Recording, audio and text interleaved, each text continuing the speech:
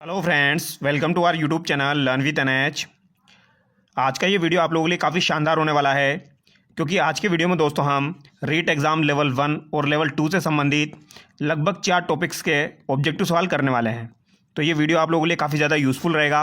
यहाँ पर हम NCF 2005 जो आपका RT एक्ट दिया गया है 2009 वाला, और उसके साथ साथ जो आपकी बाल कल्याणकारी योजना है उनके सवाल हम यहाँ पर देखने वाले हैं। और लास्ट में आपके NEP से संबंधित 2020 से संबंधित कुछ इंपॉर्टेंट सवाल है, वो भी हम यहाँ पर देखेंगे। तो ये 4 टॉपिक्स आज हम यहाँ पर कवर करेंगे। तो ये वीडियो आप लोगों के लिए काफ़ी ज़्यादा यूज़फुल रहेगा, तो इस वीडियो को आप ज़रूर देखिए। लगभग 5 से 7 सवाल आपको यहाँ से एग्ज़ाम में मिल जाएंगे। तो चलिए दोस्तों, बिना देरी के शुरू करते हैं। पहला सवाल आपकी स्क्रीन पर है। NCF 2005 के नेशनल स्टीयरिंग कमेटी के अध्यक्ष थे। तो NCF 2005 के नेशनल स्टीयरिंग कमेटी जो है दोस्तों, इसके अध्यक्ष आपके कौन थे? Doctor DS Kothari, doctor Krishna Kumar, professor Yashpal, या फिर आपके प्रोफेसर अरविंद कुमार। तो नेशनल स्टीयरिंग कमेटी के अध्यक्ष आपके कौन हो जाएंगे दोस्तों? प्रोफेसर यशपाल हो जाएंगे। अच्छा सवाल है, ये आपको ध्यान रखना है, प्रोफेसर यशपाल। अगला सवाल देखिए, राष्ट्रीय पाठ्यचर्या रूपरेखा 2005 का मुख्य दर्शन क्या है? तो राष्ट्रीय पाठ्यचर्या रूपरेखा 2005 का मुख्य दर्शन आपका क्या हो जाएगा? बिना बोझ के सीखना, लर्निंग विदाउट बर्डन, व्यावसायिक कुशलताएं सीखना, सह शैक्षणिक गतिविधियों को सीखना, या सतत एवं व्यापक मूल्यांकन। तो यहाँ पर आपका सही आंसर क्या हो जाएगा दोस्तों? बिना बोझ के सीखना, यानी लर्निंग विदाउट बर्डन। यह आपको ध्यान रखना है। अगला सवाल देखिए, अब यहाँ पर इसकी व्याख्या है दोस्तों। 1993 में यशपाल समिति ने बिना बोझ की शिक्षा यानी लर्निंग विदाउट बर्डन की सिफारिश की। यह आपको ध्यान रखना है, ठीक है। 1993 में यशपाल समिति ने आपके बिना बोझ की शिक्षा की सिफारिश की थी। यह आपको ध्यान रखना है, इंपॉर्टेंट सवाल है, ठीक है। अगला सवाल देखिए, NCF 2005 के अनुसार एक शिक्षक की भूमिका होनी चाहिए। तो NCF 2005 के अनुसार एक शिक्षक की भूमिका आपकी क्या होनी चाहिए? अनुमोदक, सुविधादाता, आधिकारिक, या फिर तानाशाह। तो तानाशाह तो नहीं होनी चाहिए, आधिकारिक भी आपकी नहीं होनी चाहिए। बताइए, अनुमोदक और सुविधादाता में आपका आंसर क्या होगा? तो ऑप्शन बी यहाँ पर आपका करेक्ट हो जाएगा। सुविधादाता जो है वो आपकी शिक्षक की भूमिका होनी चाहिए। अगला सवाल देखिए, NCF 2005 का विस्तार रूप है। तो NCF 2005 का विस्तार रूप यहाँ पर पूछा गया है, यानी कि यहाँ पर इसकी फुल फॉर्म पूछी गई है दोस्तों। तो इस फुल फॉर्म का आंसर आपको बताना है। National common framework 2005, national curriculum framework 2005, national class framework 2005, या फिर इनमें से कोई नहीं। तो राइट आंसर क्या हो जाएगा आपका? NCF का फुल फॉर्म क्या हो जाएगा? तो national curriculum framework 2005। Option B यहाँ पर आपका करेक्ट हो जाएगा। अगला सवाल देखिए, अब यहाँ पर देखिए व्याख्या भी ऐड करी है। करिकुलम शब्द की उत्पत्ति लैटिन भाषा के क्यूरेरे से हुई है, जिसका अर्थ होता है दौड़ का मैदान। तो ये भी आपको ध्यान रखना है। करिकुलम शब्द जो है दोस्तों, उसकी उत्पत्ति आपके लैटिन भाषा के क्यूरेरे से हुई है। तो ये लैटिन भाषा भी आपसे पूछा जा सकता है, जिसका अर्थ क्या होता है? दौड़ का मैदान। क्या होता है इसका अर्थ? दौड़ का मैदान। अगला सवाल देखिए, NCF 2005 के अनुसार कक्षा 10वीं वो 12वीं के छात्रों के लिए कितने घंटे गृह कार्य की सिफारिश की गई है? तो कितने घंटे गृह कार्य की सिफारिश की गई है कक्षा 10वीं और 12वीं के छात्रों के लिए NCF 2005 के अनुसार? 2 घंटे प्रतिदिन, 3 घंटे प्रतिदिन, 4 घंटे प्रतिदिन, या फिर 5 घंटे प्रतिदिन। तो बताइए इसका राइट आंसर क्या होगा दोस्तों? तो यहाँ पर इसका राइट आंसर क्या हो जाएगा आपका? 2 घंटे प्रतिदिन। कक्षा 10वीं और 12वीं कक्षा के बच्चों की बात की जा रही है। अब यहाँ पर देखिए आप, NCF 2005 के अनुसार कुल गृह कार्य समय क्या क्या है वो देख लेते हैं एक बार। अगर प्राथमिक स्तर की बात की जाए तो कक्षा 2 तक कोई गृह कार्य नहीं है, और कक्षा 3 से 5 तक 2 घंटे प्रति सप्ताह। तो 2 घंटे प्रति सप्ताह जो है ये आपके कक्षा 3 से 5वीं तक हो जाएगा, और कक्षा 2 तक आपका कोई गृह कार्य नहीं दिया जाएगा NCF 2005 के अनुसार। और अगर उच्च प्राथमिक स्तर की बात की जाए, यानी 6 से 8 तक, तो 1 घंटा प्रतिदिन, तो 1 घंटा प्रतिदिन दिया जाएगा दोस्तों। और अगर सप्ताह की बात की जाए, यानी 5 से 6 घंटा प्रति सप्ताह। तो ये आपको ध्यान रखना है। यहाँ पर ये सप्ताह था, यहाँ पर आपका 1 घंटा प्रतिदिन, यानी 1 घंटा प्रतिदिन हो जाएगा। और अगर दिन के हिसाब से देखेंगे तो 5 से 6 घंटा प्रति सप्ताह हो जाएगा, 7 दिन के हिसाब से। और माध्यमिक एवं उच्च माध्यमिक स्तर की बात की जाए, यानी 9 से 12 तक, तो ये हो जाएगा आपका 2 घंटे प्रतिदिन, यानी कि 10 से 12 घंटे प्रति सप्ताह। ये आपको ध्यान रखना है, 10 से 12 घंटे प्रति सप्ताह। और ऐसे देखा जाए तो 2 घंटे प्रतिदिन, यहाँ पर 1 घंटा प्रतिदिन, और 5 से 6 घंटा प्रति सप्ताह। और कक्षा 3 से 5 तक 2 घंटे प्रति सप्ताह हो जाएगा, और 2 तक आपका कोई कार्य नहीं दिया जाएगा। यह आपको ध्यान रखना है। अगला सवाल देखिए, एनसीएफ 2005 का प्रस्ताव है कि मूल्यांकन प्रणाली आधारित होनी चाहिए। तो आपकी जो मूल्यांकन प्रणाली है ये किस पर आधारित होनी चाहिए? अंकों पर, ग्रेड पर, अंक और ग्रेड दोनों पर, या फिर इनमें से कोई नहीं? तो इसका आंसर क्या होगा दोस्तों? मूल्यांकन प्रणाली जो है यह आपकी किस पर आधारित होनी चाहिए? तो यह आपकी ग्रेड पर आधारित होनी चाहिए। ठीक है, ऑप्शन बी यहाँ पर आपका करेक्ट होगा। अगला सवाल देखिए, एनसीएफ 2005 के अनुसार गणित शिक्षण का प्रमुख उद्देश्य है।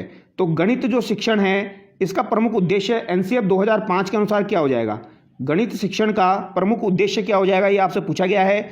शिक्षकों का प्रशिक्षण, कक्षा कक्ष अधिगम, बालक के चिंतन का गणितीकरण या गणित की विषय वस्तु।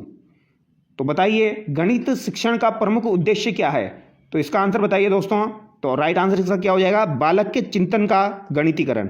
ऑप्शन सी यहाँ पर आपका करेक्ट होगा। इसका एक्सप्लेनेशन देख लेते हैं।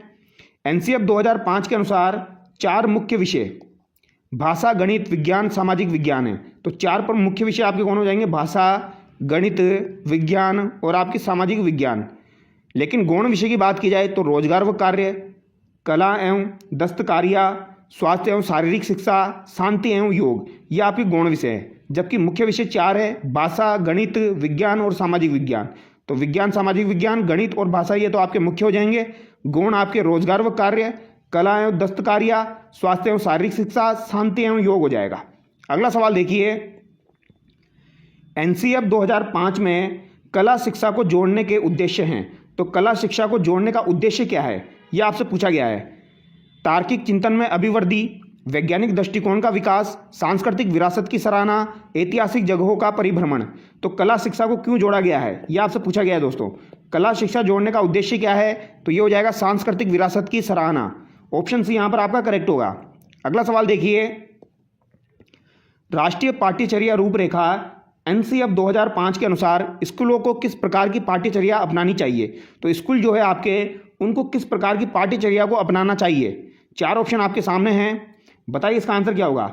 उदार पाठ्यचर्या जो सभी विद्यार्थियों के लिए हो, लचीली पाठ्यचर्या जो कमजोर विद्यार्थियों के लिए हो, उन्नत पाठ्यचर्या जो प्रतिभावान विद्यार्थियों के लिए उपयोगी हो, या फिर सार्वभौमिक पाठ्यचर्या जो सभी विद्यार्थियों के लिए सुलभ हो।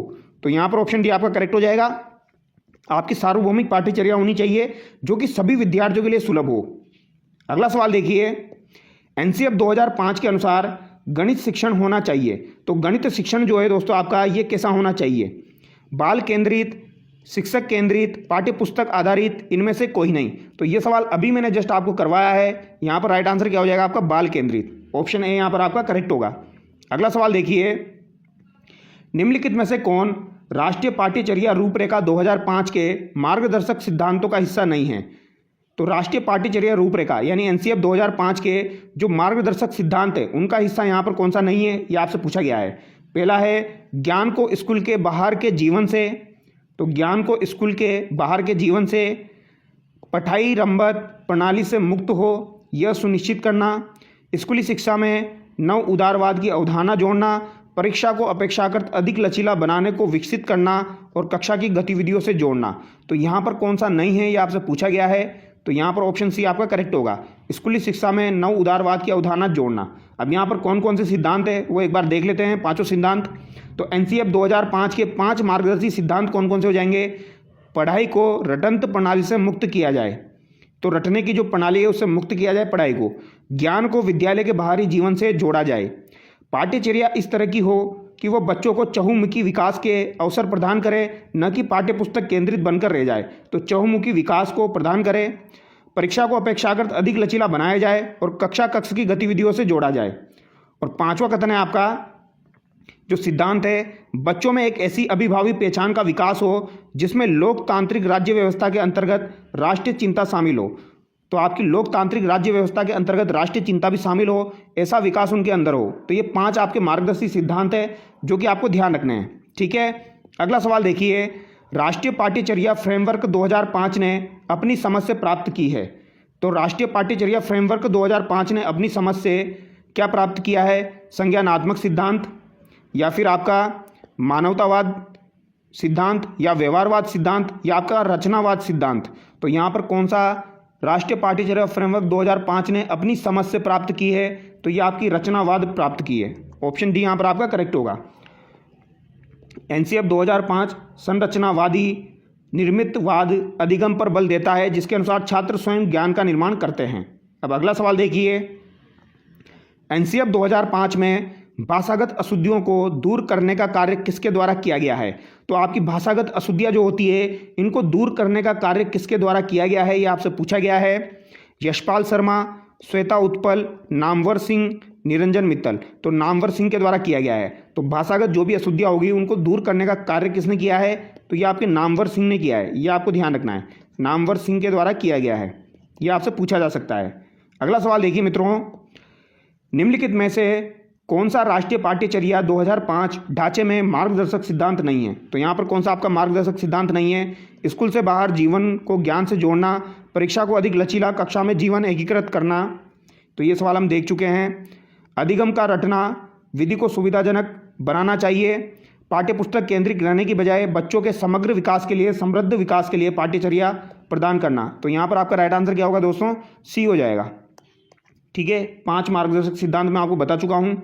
अब अगला सवाल देखिए, सीखने के लिए सीखना, जो सीखा है उसे छोड़ने की और दोबारा सीखने की तत्परता, नई परिस्थितियों के प्रति लचीलेपन व रचनात्मक व तरीके से प्रतिक्रिया व्यक्त करने की महत्वपूर्ण प्रक्रिया पर जोर डालने की आवश्यकता है, यह महत्वपूर्ण उद्देश्य था। तो यह महत्वपूर्ण उद्देश्य किसका हो जाएगा? एनसीएफ 2005 का हो जाएगा। यह आपको ध्यान रखना है। ठीक है, ऑप्शन सी यहाँ पर आपका बिल्कुल करेक्ट होगा, राष्ट्रीय पाठ्यचर्या रूपरेखा 2005। अगला सवाल देखिए, राष्ट्रीय पाठ्यचर्या रूपरेखा एनसीएफ 2005 के अनुसार अधिगम अपने स्वभाव में किस ओर है? तो ये यहाँ पर पूछा गया है आपका। तो ये निष्क्रिय सरल, सक्रिय सामाजिक, या फिर आपका तीसरा ऑप्शन देखिए आप, निष्क्रिय सामाजिक, सक्रिय सरल। तो यहाँ पर आपका राइट आंसर क्या होगा दोस्तों? राष्ट्रीय पाठ्यचर्या रूपरेखा एनसीएफ 2005 के अनुसार अधिगम अपने स्वभाव में सक्रिय और सरल है। तो कैसा है दोस्तों? सक्रिय भी है और ये आपका सरल भी है। ये आपको ध्यान रखना है, सक्रिय और सरल है। अब अगला सवाल देखिए, एनसीएफ 2005 की संस्तुतियाँ के अनुसार कक्षा 1 व कक्षा 2 के विद्यार्थियों के लिए मूल्यांकन का तरीका होना चाहिए। यानी प्रस्तुति के अनुसार कक्षा 1 और कक्षा 2 के विद्यार्थियों के लिए मूल्यांकन का तरीका क्या होना चाहिए? लिखित परीक्षण के आधार पर, मौखिक परीक्षण के आधार पर, लिखित और मौखिक परीक्षण के आधार पर, या प्रेक्षण के आधार पर? तो यहाँ पर राइट आंसर हो जाएगा आपका प्रेक्षण के आधार पर। ऑप्शन डी यहाँ पर आपका करेक्ट होगा। अगला सवाल देखिए, एनसीएफ 2005 किस प्रकार की शिक्षण प्रणाली को प्रोत्साहित करता है? तो एनसीएफ 2005 किस प्रकार की शिक्षण प्रणाली जो है उसको प्रोत्साहित कर रहा है आपका? समावेशी, एकीकृत, विशेष, नियमित। तो बताइए राइट आंसर क्या होगा? समावेशी, एकीकृत, विशेष या आपकी नियमित? तो ये आपकी समावेशी प्रणाली को प्रभावित कर रहा है, समावेशी शिक्षण प्रणाली को ये आपका प्रोत्साहित कर रहा है। अगला सवाल देखिए, राष्ट्रीय पाठ्यक्रम रूपरेखा 2005 में शांति शिक्षा को बढ़ावा देने के लिए कुछ क्रियाओं की अनुशंसा की गई। पाठ्यक्रम रूपरेखा में निम्नलिखित में से किसे सूचीबद्ध किया गया? तो यहाँ पर किसे सूचीबद्ध किया गया है? शांति शिक्षा को बढ़ावा देने के लिए कुछ क्रियाओं की अनुशंसा की गई है। तो पाठ्यक्रम रूपरेखा में किसे सूचीबद्ध किया गया है? यह आपसे पूछा गया है। महिलाओं के प्रति आदर, जिम्मेदारी का दृष्टिकोण विकसित करने के लिए कार्यक्रम आयोजित किए जाएं। ऑप्शन ए यहाँ पर आपका बिल्कुल करेक्ट होगा। यह आपको ध्यान रखना है। अगला सवाल देखिए, राष्ट्रीय पाठ्यचर्या रूपरेखा एनसीएफ 2005 में बहुभाषी को एक संसाधन के रूप में समर्थन दिया गया है। क्योंकि तो बहुभाषी को एक संसाधन के रूप में समर्थन दिया गया है। क्यों दिया गया है? यह एक तरीका है जिसमें प्रत्येक बालक सुरक्षित महसूस करे। तो ये बिल्कुल सही बात है। अगला कथन देखिए, भाषागत पृष्ठभूमि के कारण कोई भी बालक पीछे न छूट जाए। तो ये भी सही बात है। भाषागत पृष्ठभूमि के कारण कोई बालक आपका पीछे ना छूट जाए। यह बालकों को अपने विश्वास के प्रति प्रोत्साहन देगा। तो इनमें से सभी आपका राइट आंसर हो जाएगा, डी यहाँ पर करेक्ट हो जाएगा। अगला सवाल देखिए, राष्ट्रीय पाठ्यचर्या रूपरेखा 2005 में निम्न में से किस परीक्षा संबंधी सुधारों को सुझाया गया है? तो कौन से आपके परीक्षा संबंधी सुधार है जो सुझाए गए हैं? कक्षा 10 की परीक्षा ऐच्छिक, विद्यालय शिक्षा की विभिन्न अवस्थाओं पर राज्य स्तर की परीक्षा का संचालन, प्रतियोगी प्रवेश परीक्षाओं को ऐच्छिक, उपयुक्त सभी। तो यहाँ पर राइट आंसर क्या होगा दोस्तों आपका? कक्षा 10 की परीक्षा ऐच्छिक। ऑप्शन ए यहाँ पर आपका करेक्ट होगा। अच्छा सवाल है, ये आपको ध्यान रखना है। अगला सवाल देखिए, एनसीएफ 2005 के अंतर्गत कितने फोकस समूह गठित किए गए थे? तो कितने आपके फोकस समूह जो है वो गठित किए गए हैं एनसीएफ 2005 के अंतर्गत? 20, 22, 21 या 23? तो ये आपके 21 गठित किए गए हैं दोस्तों। 21 आपके फोकस समूह हो जाएंगे, ये आपको ध्यान रखना है। 21 फोकस समूह जो है ये आपके गठित किए गए हैं एनसीएफ 2005 के अंतर्गत। अगला सवाल देखिए, एनसीएफ 2005 में भाषा सीखने के संबंध में क्या सुझाव दिया गया है? तो क्या सुझाव दिया गया है ये आपसे पूछा गया है। प्राथमिक स्तर पर बच्चों की भाषा को बिना सुधारे ही उसी रूप में स्वीकार करनी चाहिए। कक्षा 3 के बाद से ही आलोचनात्मक चिंतन के प्रयास हो। उच्च स्तर के संवाद, ज्ञान संवेदना के द्वारा समता का विकास ही भाषा शिक्षण का प्रथम उद्देश्य हो। उपरोक्त सभी। तो यहाँ पर राइट आंसर क्या होगा दोस्तों? यहाँ पर आपका राइट आंसर जो है वो ABC उपरोक्त सभी हो जाएगा। अगला सवाल देखिए, भार विहीन अधिगम निम्नलिखित में से किस समिति की रिपोर्ट का नाम है? तो भार विहीन अधिगम जो है ये किस समिति की रिपोर्ट का नाम है? राम मूर्ति समिति, यशपाल समिति, सच्चर समिति या फिर आपकी मेहता समिति? तो ये यशपाल समिति हो जाएगा। ठीक है, कौन सी समिति हो जाएगी आपकी? यशपाल समिति हो जाएगी। ये आपको ध्यान रखना है। भार विहीन अधिगम निम्नलिखित में से किस समिति की रिपोर्ट का नाम है? तो ये आपका यशपाल समिति की रिपोर्ट का नाम है। अब अगला सवाल देखिए, एनसीएफ 2005 में भारत का धार्मिक एवं सांस्कृतिक विविधता को मानना, स्त्रियों के प्रति सम्मान एवं जिम्मेदारी के दृष्टिकोण को बढ़ाने के प्रोग्राम का आयोजन एवं वृत्तचित्र तथा फिल्मों को एकत्र करना एवं दिखाना जिनके माध्यम से न्याय एवं शांति में वृद्धि हो को सुझाया गया ताकि शांति की शिक्षा दी जा सके। बिल्कुल सही बात है, शांति की शिक्षा दी जा सके। मूल्यों की शिक्षा दी जा सके ये नहीं होगा, नागरिकता की शिक्षा दी जा सके ये भी नहीं होगा, इनमें से कोई नहीं। यहाँ पर होगा शांति की शिक्षा दी जा सके। अगला सवाल देखिए, एनसीएफ 2005 के अंतर्गत परीक्षा सुधारों में निम्न में से किस सुधार को सुझाया गया है? तो किस सुधार को यहाँ पर सुझाया गया है? खुली पुस्तक परीक्षा, सतत निरंतर एवं व्यापक मूल्यांकन, सामूहिक कार्य मूल्यांकन या फिर उपयुक्त सभी? तो यहाँ पर राइट आंसर क्या हो जाएगा दोस्तों? उपयुक्त सभी हो जाएगा। खुली पुस्तक परीक्षा को सुझाया गया, निरंतर एवं व्यापक मूल्यांकन को सुझाया गया और आपका सामूहिक कार्य मूल्यांकन यहाँ पर सुझाया गया है। अगला सवाल देखिए, एनसीएफ 2005 के अनुसार गलतियाँ इस कारण महत्वपूर्ण होती है क्योंकि। तो गलतियाँ क्यों महत्वपूर्ण होती है ये आपसे पूछा गया है। तो गलतियाँ क्यों महत्वपूर्ण होती है ये आपको बताना है दोस्तों। यह विद्यार्थियों को उत्तीर्ण एवं अनुत्तीर्ण समूह में वर्गीकृत करती है। ठीक है, अगला है, यह अध्यापकों द्वारा बच्चों को डांटने के लिए एक तरीका उपलब्ध कराती है। यह बच्चों के विचार को अंतर्दृष्टि उपलब्ध कराती है तथा समाधानों को पहचानने में सहायता करती है। यह कक्षा से कुछ बच्चों को हटाने के लिए आधा स्थान उपलब्ध कराती है। तो बताइए इसका राइट आंसर क्या होगा दोस्तों? ये सवाल आपके सामने है। एनसीएफ 2005 के अनुसार गलतियां इस कारण महत्वपूर्ण होती है। 4 ऑप्शन आपके सामने हैं, बताइए इसका राइट आंसर क्या होगा दोस्तों? इसका राइट आंसर आपका हो जाएगा, यह बच्चों के विचार को अंतर्दृष्टि उपलब्ध कराती है तथा समाधानों को पहचानने में सहायता करती है। ऑप्शन सी यहाँ पर आपका करेक्ट होगा। अगला सवाल देखिए, राष्ट्रीय पाठ्यचर्या रूपरेखा 2005 में शीर्षक के अंतर्गत अधिक महत्व दिया गया है। तो शीर्षक के अंतर्गत अधिक महत्व किसे दिया गया है? तो ये आपके बालकों के लिए संरचित अनुभव एवं पाठ्यक्रम सुधार को दिया गया है। तो बालकों के लिए संरचित अनुभव एवं पाठ्यक्रम सुधार को दिया गया है, ये आपको ध्यान रखना है। शीर्षक के अंतर्गत अधिक महत्व किसे दिया है? इसको दिया गया है। आगे देखिए, एनसीएफ 2005 के अनुसार सामाजिक विज्ञान विषय के द्वारा विद्यार्थियों को ऐसा ज्ञान दिया जाना चाहिए जिससे कैसा ज्ञान दिया जाना चाहिए? समाज में शांति का आधार बने, परंपरागत व्यवसाय में रुचि बने, नई पीढ़ी उपस्थित नेतृत्व का अनुसरण कर सके या फिर ऑप्शन डी होगा आपका सामाजिक समस्याओं का समाधान कर सके। तो बताइए इसका राइट आंसर क्या होगा? समाज में शांति का आधार बने। ऑप्शन ए यहाँ पर करेक्ट होगा। अगला सवाल देखिए, राष्ट्रीय पाठ्यचर्या रूपरेखा 2005 में अच्छे प्रश्न बनाने के लिए कौन से विकल्प को ठीक नहीं बताया गया? तो अच्छे प्रश्न बनाने के लिए कौन से विकल्प को ठीक नहीं बताया गया है? अध्यापक प्रश्न बनाए, तो ये तो बिल्कुल सही बात है। प्रोफेसरों को भी प्रश्न बनाने में शामिल किया जाए, ये भी सही बात है। केवल विशेषज्ञ ही प्रश्न बनाएं, ये भी सही बात है। विद्यार्थियों से प्रश्न बनवाया जाए, ये गलत बात है। ऑप्शन सी यहाँ पर आपका गलत हो जाएगा। अगला सवाल देखिए, गणित की वर्तमान एनसीईआरटी पाठ्य पुस्तकें किसकी अनुशंसाओं को ध्यान में रखकर लिखी गई है? तो आपकी एनसीईआरटी जो है दोस्तों, ये पाठ्य पुस्तकें किसकी अनुशंसाओं को ध्यान में रखकर लिखी गई है? तो ये आपकी राष्ट्रीय पाठ्यचर्या की रूपरेखा एनसीएफ 2005 को ध्यान में रखकर लिखी गई है। ऑप्शन ए यहाँ पर आपका करेक्ट होगा। अगला सवाल देखिए, एनसीएफ 2005 मानती है कि गणित में चिंतन और तर्कना का एक तरीका शामिल होता है। इस दृष्टिकोण को किसके द्वारा प्राप्त किया जा सकता है? तो इस दृष्टिकोण को किसके द्वारा प्राप्त किया जा सकता है, ये आपसे पूछा गया है। तो एनसीएफ 2005 मानती है कि गणित में चिंतन और तर्कना का एक तरीका शामिल होता है। तो इस दृष्टिकोण को किसके द्वारा प्राप्त किया जा सकता है?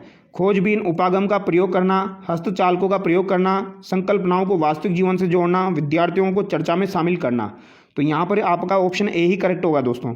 गणित की सभी पाठ्य पुस्तकों का पुनर्लेखन ये नहीं होगा, विद्यार्थियों को बहुत सारे सवाल कार्यपत्रक ये भी नहीं होगा, विद्यार्थियों को विशेष कोचिंग देना ये भी नहीं होगा। यहाँ पर आपका राइट आंसर क्या हो जाएगा? चिंतन और तर्कना का एक तरीका शामिल होता है। इस दृष्टिकोण को किसके द्वारा प्राप्त किया जा सकता है?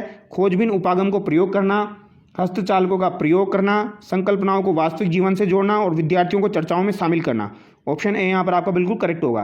भारत में शिक्षा के अधिकार के लिए पहल किसने की? तो भारत में शिक्षा के अधिकार के लिए पहल किसके द्वारा की गई, यह आपसे पूछा गया है। दादा भाई नेरोजी, जाकिर हुसैन, गोपाल कृष्ण गोखले या फिर राजीव गांधी। तो बताइए दोस्तों इसका आंसर क्या होगा? भारत में शिक्षा के अधिकार के लिए पहल किसके द्वारा की गई? तो ये आपके गोपाल कृष्ण गोखले के द्वारा की गई। ऑप्शन सी यहाँ पर आपका बिल्कुल करेक्ट हो जाएगा। ये आपको ध्यान रखना है। अगला सवाल देखिए, निःशुल्क एवं अनिवार्य शिक्षा का अधिकार अधिनियम 2009 देश में कब लागू हुआ? तो ये सवाल काफ़ी बार एग्जाम में पूछा जाता है। निःशुल्क एवं अनिवार्य शिक्षा का अधिकार अधिनियम आरटी एक्ट 2009 देश में लागू कब हुआ आपका? तो ये 1 अप्रैल 2010 को लागू हुआ था। ऑप्शन बी यहाँ पर आपका करेक्ट हो जाएगा। कब लागू हुआ दोस्तों? 1 अप्रैल 2010 को ये लागू हुआ था। और एक्ट ये कब का हो जाएगा आपका? 2009 का हो जाएगा। ये आपको ध्यान रखना है। अगला सवाल देखिए, अगला सवाल है दोस्तों आपका, आरटी अधिनियम 2009 की कौन सी धारा में यह उल्लेख है कि प्रत्येक राज्य अपनी अपनी आरटी नियमावली बना सकती है?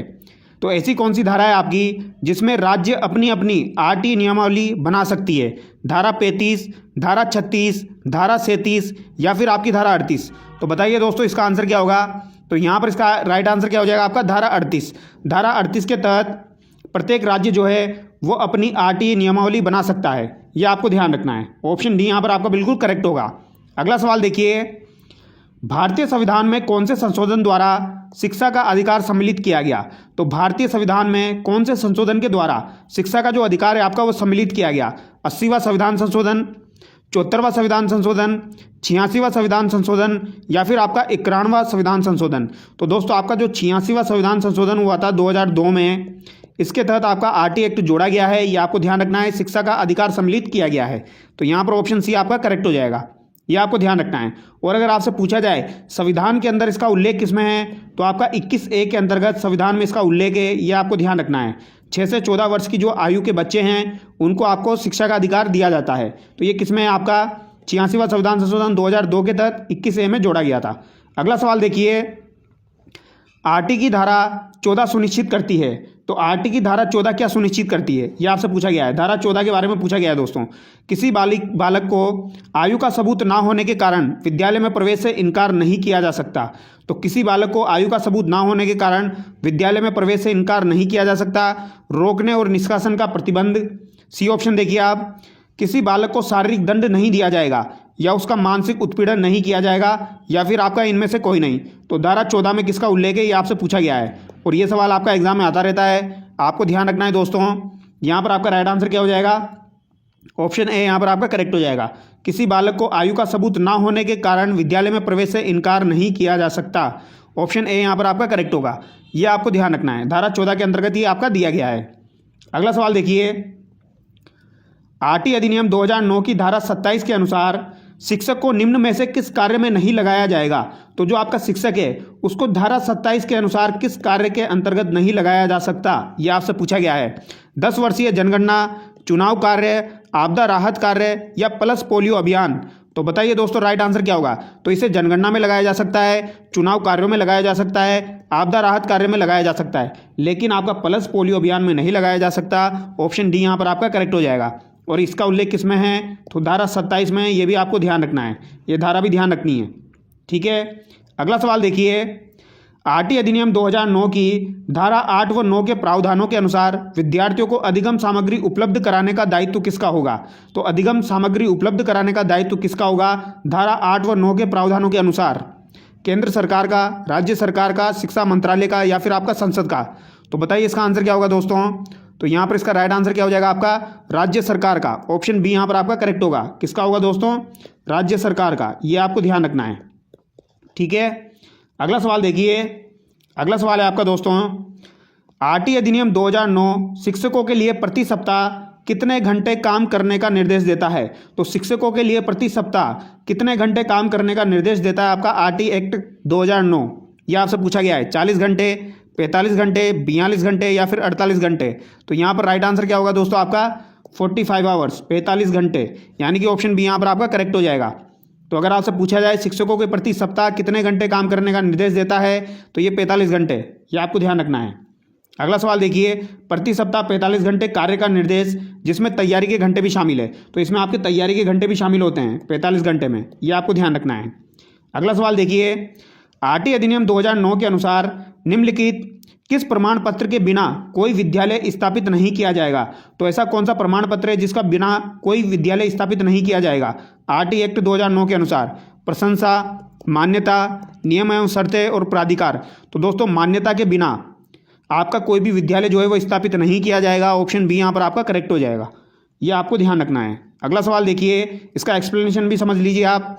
धारा 18 जो है दोस्तों, इसमें दिया गया है कोई भी विद्यालय सरकार की मान्यता के बिना संचालित और स्थापित नहीं किया जाएगा। तो कोई भी विद्यालय आपकी सरकार की मान्यता के बिना संचालित या स्थापित नहीं किया जाएगा। ये किस में दिया गया है? ये आपकी धारा 18 में दिया गया है। ये बात आपको ध्यान रखनी है, ठीक है। अगला सवाल देखिए, अब यहाँ पर यह भी ध्यान रखना है आपको, अगर कोई विद्यालय जो है वो बिना मान्यता के खोल लिया जाए तो उस पर कितना जुर्माना लग सकता है? तो 1 लाख रुपए का जुर्माना उस पर लग जाएगा। और अगर वो फिर भी उसको निरंतर रखता है यानी चालू रखता है तो उसे प्रतिदिन 10,000 रुपये का जुर्माना देना पड़ेगा। ये बात आपको ध्यान रखनी है। तो 1 लाख रुपये का जुर्माना लग जाएगा अगर वो बिना मान्यता के स्कूल खोलता है धारा 18 के तहत, और अगर वो प्रतिदिन फिर से चालू रखेगा तो 10,000 रुपये का जुर्माना लगेगा उस पर। यह बात भी आपको ध्यान रखनी है। अगला सवाल देखिए, निम्नांकित में से कौन सा शिक्षा का अधिकार अधिनियम 2009 के संदर्भ में सही नहीं है? तो शिक्षा का अधिकार अधिनियम 2009 के संदर्भ में आपका कौन सा सही नहीं है? धारा 17 बच्चों की दंड से रक्षा करता है। धारा 14 प्रति व्यक्ति शुल्क संग्रहण का निषेध है। धारा 21 में विद्यालय प्रबंध समिति का प्रावधान है। और धारा 28 शिक्षकों के निजी ट्यूशन को निषिद्ध करता है। तो यहाँ पर आपका राइट आंसर क्या होगा दोस्तों? धारा 17 में बच्चों की दंड से रक्षा, तो ये बात बिल्कुल सही है आपकी। धारा 14 जो है प्रति व्यक्ति शुल्क संग्रहण का निषेध, तो दोस्तों ये आपका गलत हो जाएगा। ऑप्शन बी यहाँ पर आपका गलत हो जाएगा। धारा 21 में विद्यालय प्रबंध समिति का प्रावधान है, ये बात भी आपकी बिल्कुल सही है, ये भी आपकी सही है। और धारा 28 जो है उसमें शिक्षकों के निजी ट्यूशन को निषिद्ध करता है, यानी कोई भी शिक्षक निजी ट्यूशन नहीं पढ़ा सकता, ये धारा 28 में दिया गया है। ये बात आपको ध्यान रखनी है। तो धारा 14 में क्या है? धारा 14 में आपका प्राथमिक शिक्षा में प्रवेश के लिए जन्म प्रमाण पत्र या अन्य कोई दस्तावेज आयु का आधार होगा। तो आयु का आधार क्या होगा? आपका जन्म प्रमाण पत्र या अन्य कोई दस्तावेज होगा प्राथमिक शिक्षा में प्रवेश के लिए। ये किस में दिया गया है? धारा 14 में। लेकिन अगर किसी बालक के पास आयु के सबूत नहीं है तो विद्यालय जो है वो प्रवेश से मना नहीं कर सकता है। ये बात भी आपको ध्यान रखनी है। अगला सवाल देखिए, विद्यालय में नामांकन के पश्चात विद्यालय जाना छोड़ देने वाले बच्चों के अनुपात को कहते हैं। तो विद्यालय में नामांकन के पश्चात उन्होंने विद्यालय जाना छोड़ दिया तो ऐसे बच्चों के अनुपात को क्या कहा जाएगा? ड्रॉप आउट रेट, ठहराव, या फिर ऑप्शन सी देखिए आप, अपव्यय या धारण। तो इसे क्या कहा जाएगा दोस्तों? इसे ड्रॉप आउट रेट कहा जाएगा। क्या कहा जाएगा इसे दोस्तों ड्रॉप आउट रेट कहा जाएगा। ये बात आपको ध्यान रखनी है, ठीक है। क्या कहा जाएगा? ड्रॉप आउट रेट कहा जाएगा। अगला सवाल देखिए, अगला सवाल है आपका, शिक्षा का अधिकार अधिनियम 2009 के लिए कौन सा कथन सत्य नहीं है? तो यहाँ पर कौन सा सत्य नहीं है? 6 से 14 वर्ष के प्रत्येक बालक के लिए निःशुल्क व अनिवार्य शिक्षा। तो 6 से 14 वर्ष के बालक के लिए निःशुल्क व अनिवार्य शिक्षा, ये तो बिल्कुल सही बात है, इसी को तो हम पढ़ रहे हैं। विद्यालय प्रबंध समिति का प्रावधान, तो ये भी आपका। प्राथमिक शिक्षा के लिए राष्ट्रीय आयोग का गठन, तो ये भी है आपका, राष्ट्रीय आयोग का गठन भी किया जाएगा। विद्यालय प्रबंध समिति का प्रावधान भी है। अध्यापक के लिए प्रति सप्ताह न्यूनतम 60 घंटों का कार्य, तो ये गलत हो जाएगा। न्यूनतम कितना? 45 घंटे का कार्य रहेगा दोस्तों। ऑप्शन डी यहाँ पर आपका करेक्ट हो जाएगा, ठीक है। ये बात आपको ध्यान रखनी है।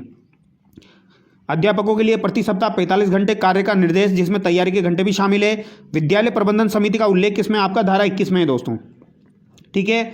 विद्यालय प्रबंधन समिति जो है आपका, इसका उल्लेख किसमें आपका? तो ये धारा 21 में है, ठीक है। स्कूल मैनेजमेंट कमेटी जो है ये आपकी किसमें हो जाएगी दोस्तों? ये आपकी हो जाएगी धारा 21 में। ये बात आपको ध्यान रखनी है। और इसमें टोटल कितने मेंबर होते हैं? टोटल 16 मेंबर होते हैं, जिसमें 50% आपकी महिलाएं होती है। अध्यक्ष यहाँ पर अभिभावक होते हैं, उपाध्यक्ष भी अभिभावक होते हैं, और यहाँ पर जो सचिव होता है वो प्रधानाध्यापक होता है। ये भी आपको ध्यान रखना है। अगला सवाल देखिए, निम्नलिखित संरचनाओं में से शिक्षा का अधिकार अधिनियम 2009 किसकी वकालत करता है? तो शिक्षा का अधिकार अधिनियम 2009 जो है दोस्तों, ये किसकी वकालत करता है, ये आपसे पूछा गया है। मुख्य धारा शिक्षा, एकीकृत शिक्षा या फिर आपका समावेशी शिक्षा या पृथक्करण। तो दोस्तों शिक्षा का अधिकार अधिनियम 2009 किसकी वकालत करता है? तो ये आपकी समावेशी शिक्षा की वकालत करता है। ऑप्शन सी यहाँ पर आपका करेक्ट हो जाएगा। अगला सवाल देखिए, शिक्षा के अधिकार अधिनियम के अंतर्गत निम्न में से क्या शिक्षक के कार्य नहीं माने गए हैं? तो शिक्षक का कार्य यहाँ पर क्या नहीं माना गया है? एक निश्चित समय में पाठ्यक्रम को पूरा करना, तो ये तो कार्य होना चाहिए शिक्षक का। शिक्षक को खुद को व्यक्तिगत ट्यूशन में व्यस्त रखना चाहिए, ये गलत हो जाएगा। व्यक्तिगत ट्यूशन में व्यस्त नहीं रख सकते आप, धारा 28 के तहत ये गलत हो जाएगा दोस्तों आपका। विद्यालय के लिए नियमितता बनाए रखना चाहिए तथा समय का पाबंद होना चाहिए, ये भी बिल्कुल सही बात है। हर बालक के अधिगम क्षमता को समझकर उसकी ज़रूरत के अनुसार उन्हें अतिरिक्त अनुबोध प्रदान करना चाहिए, तो ये भी आपका बिल्कुल सही है। तो यहाँ पर गलत आपका कौन सा हो जाएगा? ऑप्शन बी हो जाएगा। अगला सवाल देखिए, शिक्षकों के कर्तव्यों का उल्लेख धारा 24 के अंतर्गत है, और शिक्षकों के कर्तव्यों का उल्लेख किसमें है दोस्तों? धारा 24 में। ये बात आपको ध्यान रखनी है, ठीक है। धारा 24 में जो है वो तो शिक्षकों के कर्तव्यों का उल्लेख है, ये बात आपको ध्यान रखनी है। अगला सवाल देखिए, निःशुल्क एवं अनिवार्य बाल शिक्षा अधिकार अधिनियम 2009 दिव्यांग बच्चों की निःशुल्क शिक्षा के अधिकारों को सुनिश्चित करता है। तो दिव्यांग बच्चों की जो निःशुल्क शिक्षा के अधिकारों को सुनिश्चित करता है 3 वर्ष से 18 वर्ष तक के लिए, 6 वर्ष से 14 वर्ष के लिए, 6 वर्ष से 22 वर्ष के लिए या 6 वर्ष से 18 वर्ष के लिए। तो इसका आंसर क्या हो जाएगा दोस्तों? दिव्यांग बच्चों की निःशुल्क शिक्षा के अधिकारों को कौन सुनिश्चित करेगा? आपका 6 वर्ष से 18 वर्ष तक के लिए सुनिश्चित किया जाएगा, यानी कि ऑप्शन डी यहाँ पर आपका करेक्ट होगा, ठीक है। नॉर्मली सामान्य बालकों के लिए तो 6 से 14 वर्ष होता है, लेकिन दिव्यांग बालकों के लिए दोस्तों ये थोड़ा सा ज़्यादा होता है, आपका 6 से 18 वर्ष होता है। तो ये बात आपको ध्यान रखनी, 6 से 14 वर्ष जो है ये तो सामान्य बालकों के लिए हो जाएगा, लेकिन 6 से 18 वर्ष जो है ये आपका दिव्यांग बालकों के लिए हो जाएगा, ये बात आपको ध्यान रखनी है। प्राथमिक स्तर पर शिक्षक के न्यूनतम कार्य दिवस है, तो प्राथमिक स्तर पर दोस्तों शिक्षक के न्यूनतम कार्य दिवस आपके कितने हो जाएंगे? 200, 220, 1000 या फिर आपके 800। तो बताइए इसका राइट आंसर क्या होगा दोस्तों? प्राथमिक स्तर पर शिक्षक के न्यूनतम कार्य दिवस आपके 200 हो जाएंगे, ये बात आपको ध्यान रखनी है। अगर आपसे प्राथमिक स्तर का पूछा जाए तो कितने हो जाएंगे? 200 हो जाएंगे। लेकिन अगर आपसे पूछा जाए उच्च प्राथमिक स्तर पर कितने हो जाएंगे, तो उच्च प्राथमिक स्तर पर आपके 220 हो जाएंगे, ये बात आपको ध्यान रखनी है। और अगर आपसे शिक्षण घंटे की बात की जाए तो प्राथमिक स्तर पर शिक्षण घंटे आपके 800 होंगे, 800 घंटे होंगे। लेकिन अगर आपसे बात की जाए उच्च प्राथमिक स्तर पर शिक्षण घंटे कितने होंगे, तो ये आपके 1000 घंटे हो जाएंगे, ये बात भी आपको ध्यान रखनी है। तो यहाँ पर राइट आंसर आपका क्या हो जाएगा? 200 हो जाएगा, ठीक है। सारे इंपॉर्टेंट सवाल है, ये एग्जाम में पूछे जाते हैं आपके। निजी स्कूलों में गरीब बच्चों के लिए कितनी % सीटें आरक्षित है? तो निजी स्कूलों में गरीब बच्चों के लिए कितनी % सीटें आरक्षित है? तो ये मैंने आपको कल बताया था दोस्तों, 25% सीटें जो है ये आपकी गरीब बच्चों के लिए आरक्षित है, ये बात आपको ध्यान रखनी है। ऑप्शन है यहाँ पर आपका करेक्ट हो जाएगा, ठीक है। धारा 12 के अनुसार निजी विद्यालयों में भी कमजोर वर्ग के बालकों को सीटों में 25% का आरक्षण दिया जाएगा, जैसे कि SC, ST या फिर आपके अदर जो भी कैटेगरीज है जहाँ पर कमजोर वर्ग के बालक है, तो वहाँ पर 25% का आरक्षण दिया जाएगा। और किसके तहत? धारा 12 के अनुसार, ये बात आपको ध्यान रखनी है। किसके अनुसार दोस्तों? धारा 12 के अनुसार 25% का आरक्षण दिया जाएगा। अगला सवाल देखिए, 25% आरक्षित सीटों में से कितनी % सीट अनुसूचित जाति और आपकी अनुसूचित जनजाति के अतिरिक्त असुविधाग्रस्त समूह वर्ग के बच्चों के लिए आरक्षित की गई है? यानी कि अनुसूचित जाति और अनुसूचित जनजाति SC ST के अतिरिक्त पूछा गया है यहाँ पर, असुविधाग्रस्त समूह के बच्चों के लिए आरक्षित की गई है 7.5%, 1.5%, 2.5% या 16%। तो बताइए दोस्तों, 7.5, 1.5, 2.5 या आपका 16%। तो यहाँ पर आपका राइट आंसर क्या हो जाएगा? 16% हो जाएगा, ठीक है। SC ST के अतिरिक्त यहाँ पर पूछा गया है। अगला सवाल देखिए, RT अधिनियम 2009 के अनुसार कौन सा कथन सही है? तो यहाँ पर कौन सा कथन आपका सही है? इस बार यहाँ पर सही पूछा गया है। स्कूल कैपिटेशन फीस लगा सकते हैं, तो भैया स्कूल कैपिटेशन जो है वो फीस नहीं लगा सकते। स्कूल प्रवेश के लिए स्क्रीनिंग प्रक्रिया का उपयोग कर सकते हैं, तो ये भी गलत है, स्क्रीनिंग प्रक्रिया का उपयोग नहीं कर सकते हैं। तो यहाँ पर तो आपके दोनों कथन गलत हो जाएंगे, ऑप्शन डी यहाँ पर आपका करेक्ट हो जाएगा, ये बात आपको ध्यान रखनी है, ठीक है। अगला सवाल देखिए, शिक्षा का अधिकार अधिनियम 2009 के अनुसार यदि कोई विद्यालय कैपिटेशन शुल्क लेता है तब उसके लिए दंड का प्रावधान है। अगर कोई विद्यालय जो है वो RT एक्ट 2009 के अनुसार कैपिटेशन शुल्क ले रहा है दोस्तों, तो क्या कर सकते हैं? उसके ऊपर दंड लगा सकते हैं। कितने का दंड लगेगा वो यहाँ पर बताना है आपको। बताइए कितने का दंड लगेगा? लिए गए कैपिटेशन शुल्क के 10 गुना तक अर्थदंड, लिए गए कैपिटेशन शुल्क के 20 गुना तक अर्थदंड, लिए गए कैपिटेशन शुल्क से 30 गुना, या फिर लिए गए कैपिटेशन शुल्क का 50 गुना। तो बताइए राइट आंसर क्या होगा दोस्तों? तो यहाँ पर राइट आंसर कितना हो जाएगा आपका 10 गुना वाला। ठीक है, ये बात आपको ध्यान रखनी है। लिए गए कैपिटेशन शुल्क के 10 गुना तक अर्थदंड वो लगा सकता है, ये बात आपको ध्यान रखनी है। ठीक है, ऑप्शन ए करेक्ट होगा। अगला सवाल देखिए, शिक्षा का अधिकार अधिनियम 2009 में 6 वर्ष से 14 वर्ष आयु के बच्चे विद्यालय कभी नहीं गए अथवा विद्यालय शिक्षा अधूरी छोड़ने वाले बच्चों को शिक्षा के मुख्य धारा से जोड़ने हेतु क्या प्रावधान किया गया है। तो कुछ बच्चे आपके ऐसे होते हैं जो एडमिशन ले लेते हैं फिर छोड़ देते हैं, या अधूरी शिक्षा करने वाले बच्चे होते हैं, तो उनको मुख्य धारा से जोड़ने के लिए क्या प्रावधान सरकार के द्वारा किया गया है। विशेष पाठ्यक्रम लागू करने पर जोर दिया गया, विशेष प्रशिक्षण लागू करने पर जोर दिया गया, या अलग से विद्यालय खोलने की बात कही गई। तो यहाँ पर राइट आंसर क्या होगा दोस्तों आपका, अलग से शिक्षक नियुक्त करने की बात कही गई। तो यहाँ पर राइट आंसर होगा आपका उनको अलग से विशेष प्रशिक्षण दिया जाएगा। ऑप्शन बी यहाँ पर आपका करेक्ट हो जाएगा। ये बात आपको ध्यान रखनी है, उनको क्या किया जाएगा, विशेष प्रशिक्षण जो है वो प्रोवाइड किया जाएगा। ये बात आपको ध्यान रखनी है। ये सवाल आपका एग्जाम में पूछा गया है, फिर से पूछा जा सकता है।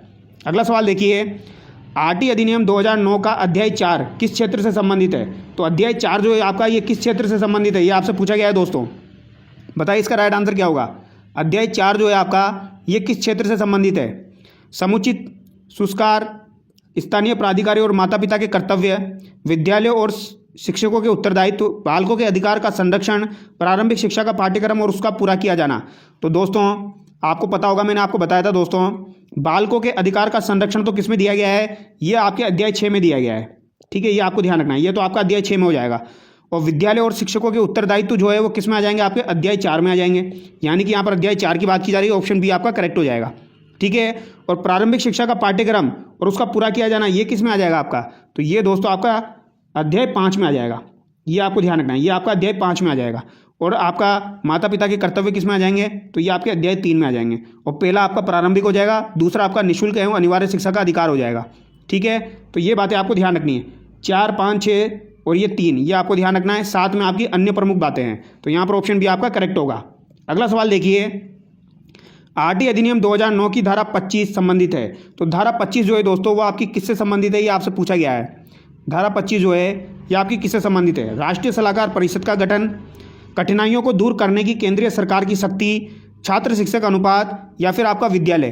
तो यहाँ पर राइट आंसर क्या होगा दोस्तों आपका, विद्यालय और शिक्षकों के, यहाँ पर राइट आंसर क्या हो जाएगा आपका, छात्र शिक्षक अनुपात। ऑप्शन सी यहाँ पर आपका करेक्ट होगा। ऑप्शन सी यहाँ पर आपका करेक्ट हो जाएगा। धारा 25 की यहाँ पर बात की जा रही है, छात्र और शिक्षक का अनुपात जो है वो आपका धारा 25 में दिया गया है। ऑप्शन सी यहाँ पर करेक्ट होगा।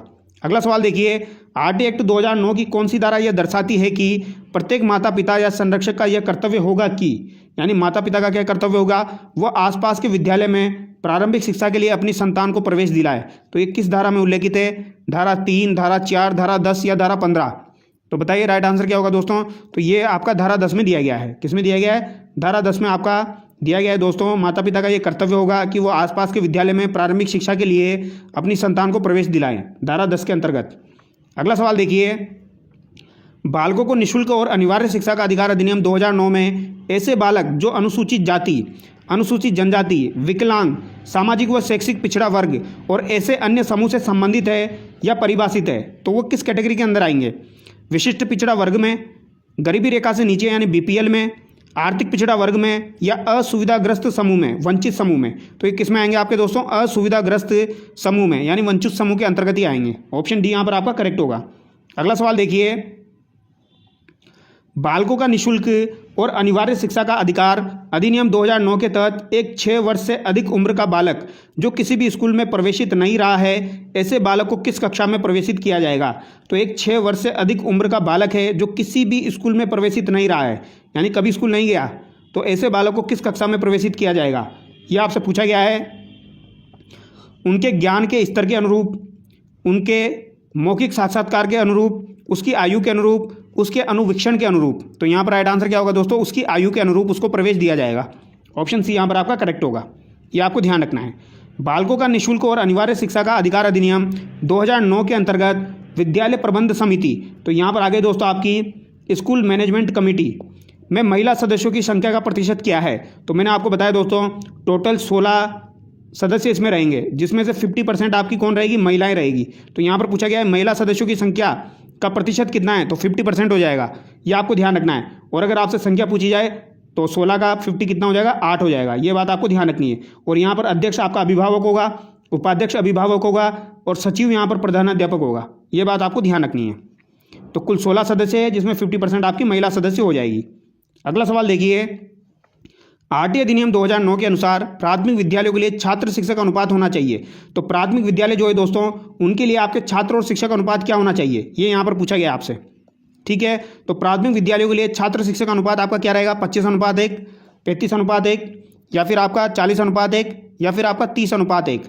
तो दोस्तों प्राथमिक स्तर की अगर बात की जाए, यानी 1 से 5 तक की बात की जाए, तो ये कितना रहेगा आपका, 30:1 रहेगा। ये बात आपको ध्यान रखनी है, कितना रहेगा, 30:1 रहेगा। तो ऑप्शन डी यहाँ पर आपका करेक्ट होगा। लेकिन 200 से अधिक छात्र होने पर यह अनुपात कितना हो जाएगा आपका, 40:1 हो जाएगा। ये बात हम प्राथमिक स्तर की कर रहे हैं। तो प्राथमिक स्तर में 30:1 रहेगा सामान्यतः, लेकिन 200 से अधिक छात्र होने पर यह अनुपात कितना हो जाएगा आपका, 40:1 हो जाएगा। लेकिन अगर आपसे बात की जाए दोस्तों उच्च प्राथमिक स्तर की, तो वहाँ पर क्या रहेगा आपका, वहाँ पर आपका 35:1 रहेगा। ये बात आपको ध्यान रखनी है। अगला सवाल देखिए, आरटी में शिक्षकों की नियुक्ति के लिए योग्यताएं, अर्हताएं व सेवा शर्तें निर्धारित है। तो आरटी में शिक्षकों की जो नियुक्ति के लिए जो उनकी योग्यताएं हैं, जो उनकी अर्हताएं हैं, उनकी सेवा शर्तें हैं, वो किस धारा में उल्लेखित है, धारा 22, धारा 23, धारा 24 या धारा 25। तो बताइए दोस्तों इसका राइट आंसर क्या होगा आपका। तो यहाँ पर आपका राइट आंसर हो जाएगा धारा 23। तो धारा 23 जो है दोस्तों, उसमें आपकी शिक्षक जो है उसकी योग्यताएं, अर्हताएं और सेवा शर्तें दी गई है। तो ऑप्शन बी यहाँ पर आपका करेक्ट होगा। बालकों का निःशुल्क और अनिवार्य शिक्षा का अधिकार अधिनियम 2009 के तहत कुल स्वीकृत संख्या में कितने प्रतिशत से अधिक अध्यापकों की रिक्तियां नहीं रहनी चाहिए। तो कुल स्वीकृत पद जो है आपके, उसमें से कितने प्रतिशत से अधिक अध्यापकों की रिक्तियां नहीं रहनी चाहिए, ये आपसे पूछा गया है। 8%, 10%, 5%, या फिर आपका हो जाएगा दोस्तों 15%। यहाँ पर दिया गया है 15%। तो यहाँ पर राइट आंसर क्या होगा आपका, तो ये हो जाएगा 10% से अधिक रिक्तियाँ नहीं होनी चाहिए। ऑप्शन बी यहाँ पर आपका करेक्ट होगा, 10% से अधिक रिक्तियाँ नहीं होनी चाहिए। ठीक है, अगला सवाल देखिए, तो धारा 26 के अनुसार सरकारी विद्यालयों में कुल स्वीकृत पदों में से 10% से अधिक पद रिक्त नहीं रहेंगे। ये बात आपको ध्यान रखनी है। तो ये जो भी इंपॉर्टेंट सवाल थे ये मैंने आपको करवाए दोस्तों। इसके अलावा कुछ धाराएं मैं आपको बता देता हूँ, वो भी आपको ध्यान रखनी है, जो आपके एग्जाम में पूछी जा सकती है। ठीक है, जैसे कि मैंने आपको अध्याय का नाम तो बता ही दिया है। इसके अलावा धारा 23, 24 अभी हमने देखी।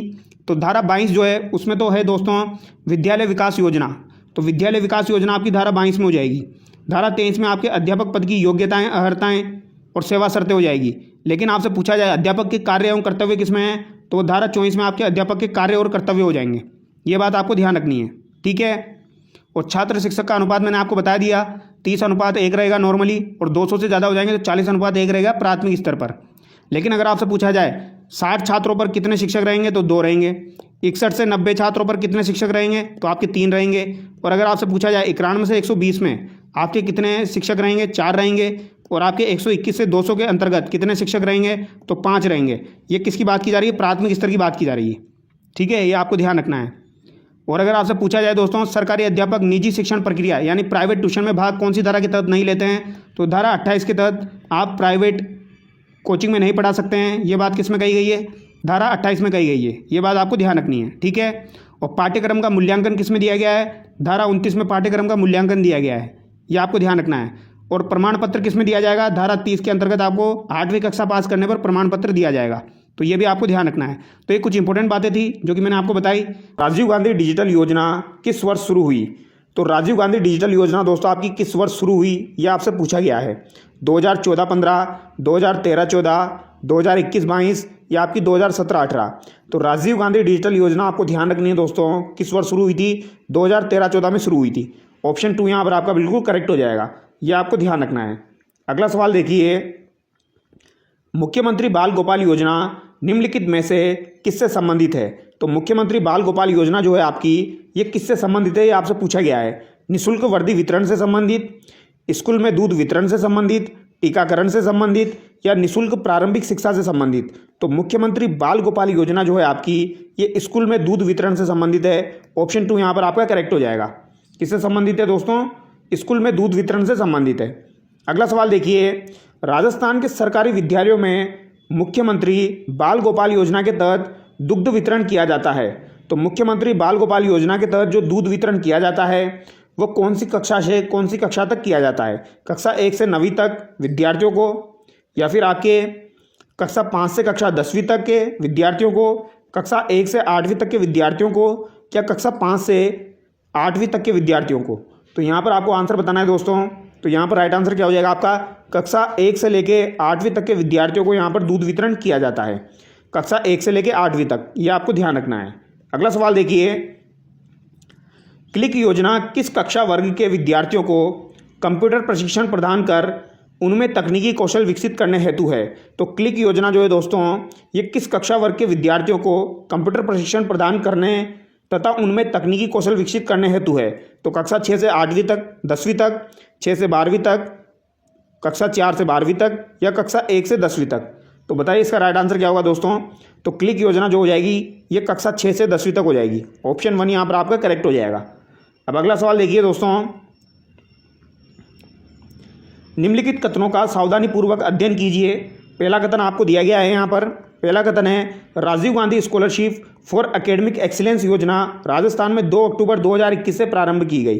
तो Rajiv Gandhi scholarship for academic excellence योजना 2 अक्टूबर 2021 को प्रारंभ की गई। और दूसरा कथन है, योजना का उद्देश्य राजस्थान के छात्रों को विश्व के शीर्ष विदेशी विश्वविद्यालयों में पढ़ने के लिए वित्तीय सहायता प्रदान करना है। तो यहाँ पर राइट आंसर आपसे पूछा गया है।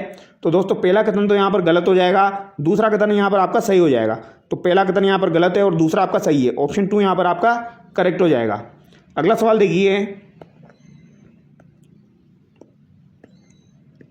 अगला सवाल है दोस्तों, मेधावी छात्रा स्कूटी योजना राजस्थान में शिक्षा को सशक्त कर रही है। तो मेधावी छात्रा स्कूटी योजना राजस्थान में शिक्षा को सशक्त कर रही है। सशक्त नारी सावित्री देवी फूले, कालीबाई भील या इंदिरा गांधी। तो कौन सी योजना है दोस्तों जो कि आपकी राजस्थान में शिक्षा को सशक्त कर रही है। तो ये आपकी कौन सी हो जाएगी, कालीबाई भील योजना हो जाएगी। तो कालीबाई भील मेधावी छात्रा स्कूटी योजना जो है ये आपकी राजस्थान में शिक्षा को सशक्त कर रही है। अगला सवाल देखिए, राजस्थान में मिशन बुनियाद का संबंध है।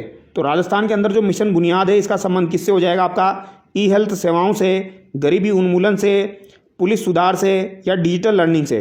तो मिशन बुनियाद जो है दोस्तों इसका संबंध किससे हो जाएगा आपका, डिजिटल लर्निंग से हो जाएगा। ऑप्शन 4 यहाँ पर करेक्ट होगा। मिशन बुनियाद का संबंध किससे होगा दोस्तों, आपका डिजिटल लर्निंग से होगा। अगला सवाल देखिए, मिशन बुनियाद कार्यक्रम का आरंभ कब हुआ। तो मिशन बुनियाद कार्यक्रम का आरंभ आपका कब हुआ था, ये आपसे पूछा गया है। तो मिशन बुनियाद जो है दोस्तों कार्यक्रम, इसका आरंभ कब हुआ, 26 जनवरी 2022, 20 फरवरी 2022, या 11 जुलाई 2022, या आपको 5 सितंबर 2022। तो मिशन बुनियाद कार्यक्रम जो है ये 5 सितंबर 2022 को प्रारंभ हुआ था। ये आपको ध्यान रखना है, इंपॉर्टेंट सवाल है। मिशन बुनियाद कार्यक्रम आपका 5 सितंबर 2022 को प्रारंभ हुआ था। अगला सवाल देखिए, राजस्थान सरकार की अनुप्रति योजना किस उद्देश्य से अनुसूचित जाति व अनुसूचित जनजाति के लोगों को वित्तीय सहायता प्रदान करती है। तो अनुप्रति योजना जो है आप सब लोगों को पता होगा, प्रतियोगी परीक्षाओं की तैयारी के लिए है। ऑप्शन 1 यहाँ पर आपका करेक्ट हो जाएगा।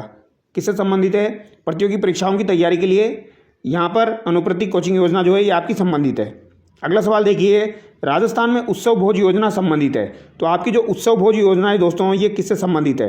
तो उत्सव भोज योजना आपसे पूछी गई है, इंदिरा रसोई योजना, रेन बसेरा में भोजन, सामुदायिक विवाह, मिड डे मील योजना। तो उत्सव भोजन योजना जो है दोस्तों ये आपकी मिड डे मील योजना से संबंधित है। ऑप्शन 4 यहाँ पर करेक्ट होगा। उत्सव भोज योजना जो है ये आपकी किससे संबंधित हो जाएगी, ये आपकी दोस्तों मिड डे मील योजना से संबंधित हो जाएगी। अगला सवाल देखिए, स्कूल पधारो जैसानेरी लाडली योजना के अंतर्गत किस आयु वर्ग की बालिकाओं को लक्षित किया है। तो स्कूल पधारो जैसानेरी लाडली योजना के अंतर्गत किस आयु वर्ग की बालिकाओं को लक्षित किया गया है। तो यहाँ पर भी आयु वर्ग आपसे पूछा गया है, 5 से 8 वर्ष, 10 से 18 वर्ष, 3 से 6 वर्ष, या 5 से 9 वर्ष।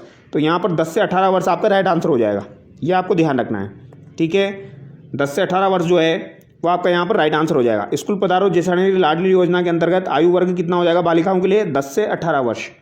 अगला सवाल देखिए, राजस्थान सरकार और महिला और बाल एवं बाल विकास विभाग की निम्नलिखित कौन सी योजना ड्रॉप आउट लड़कियों को शिक्षित करने के लिए है।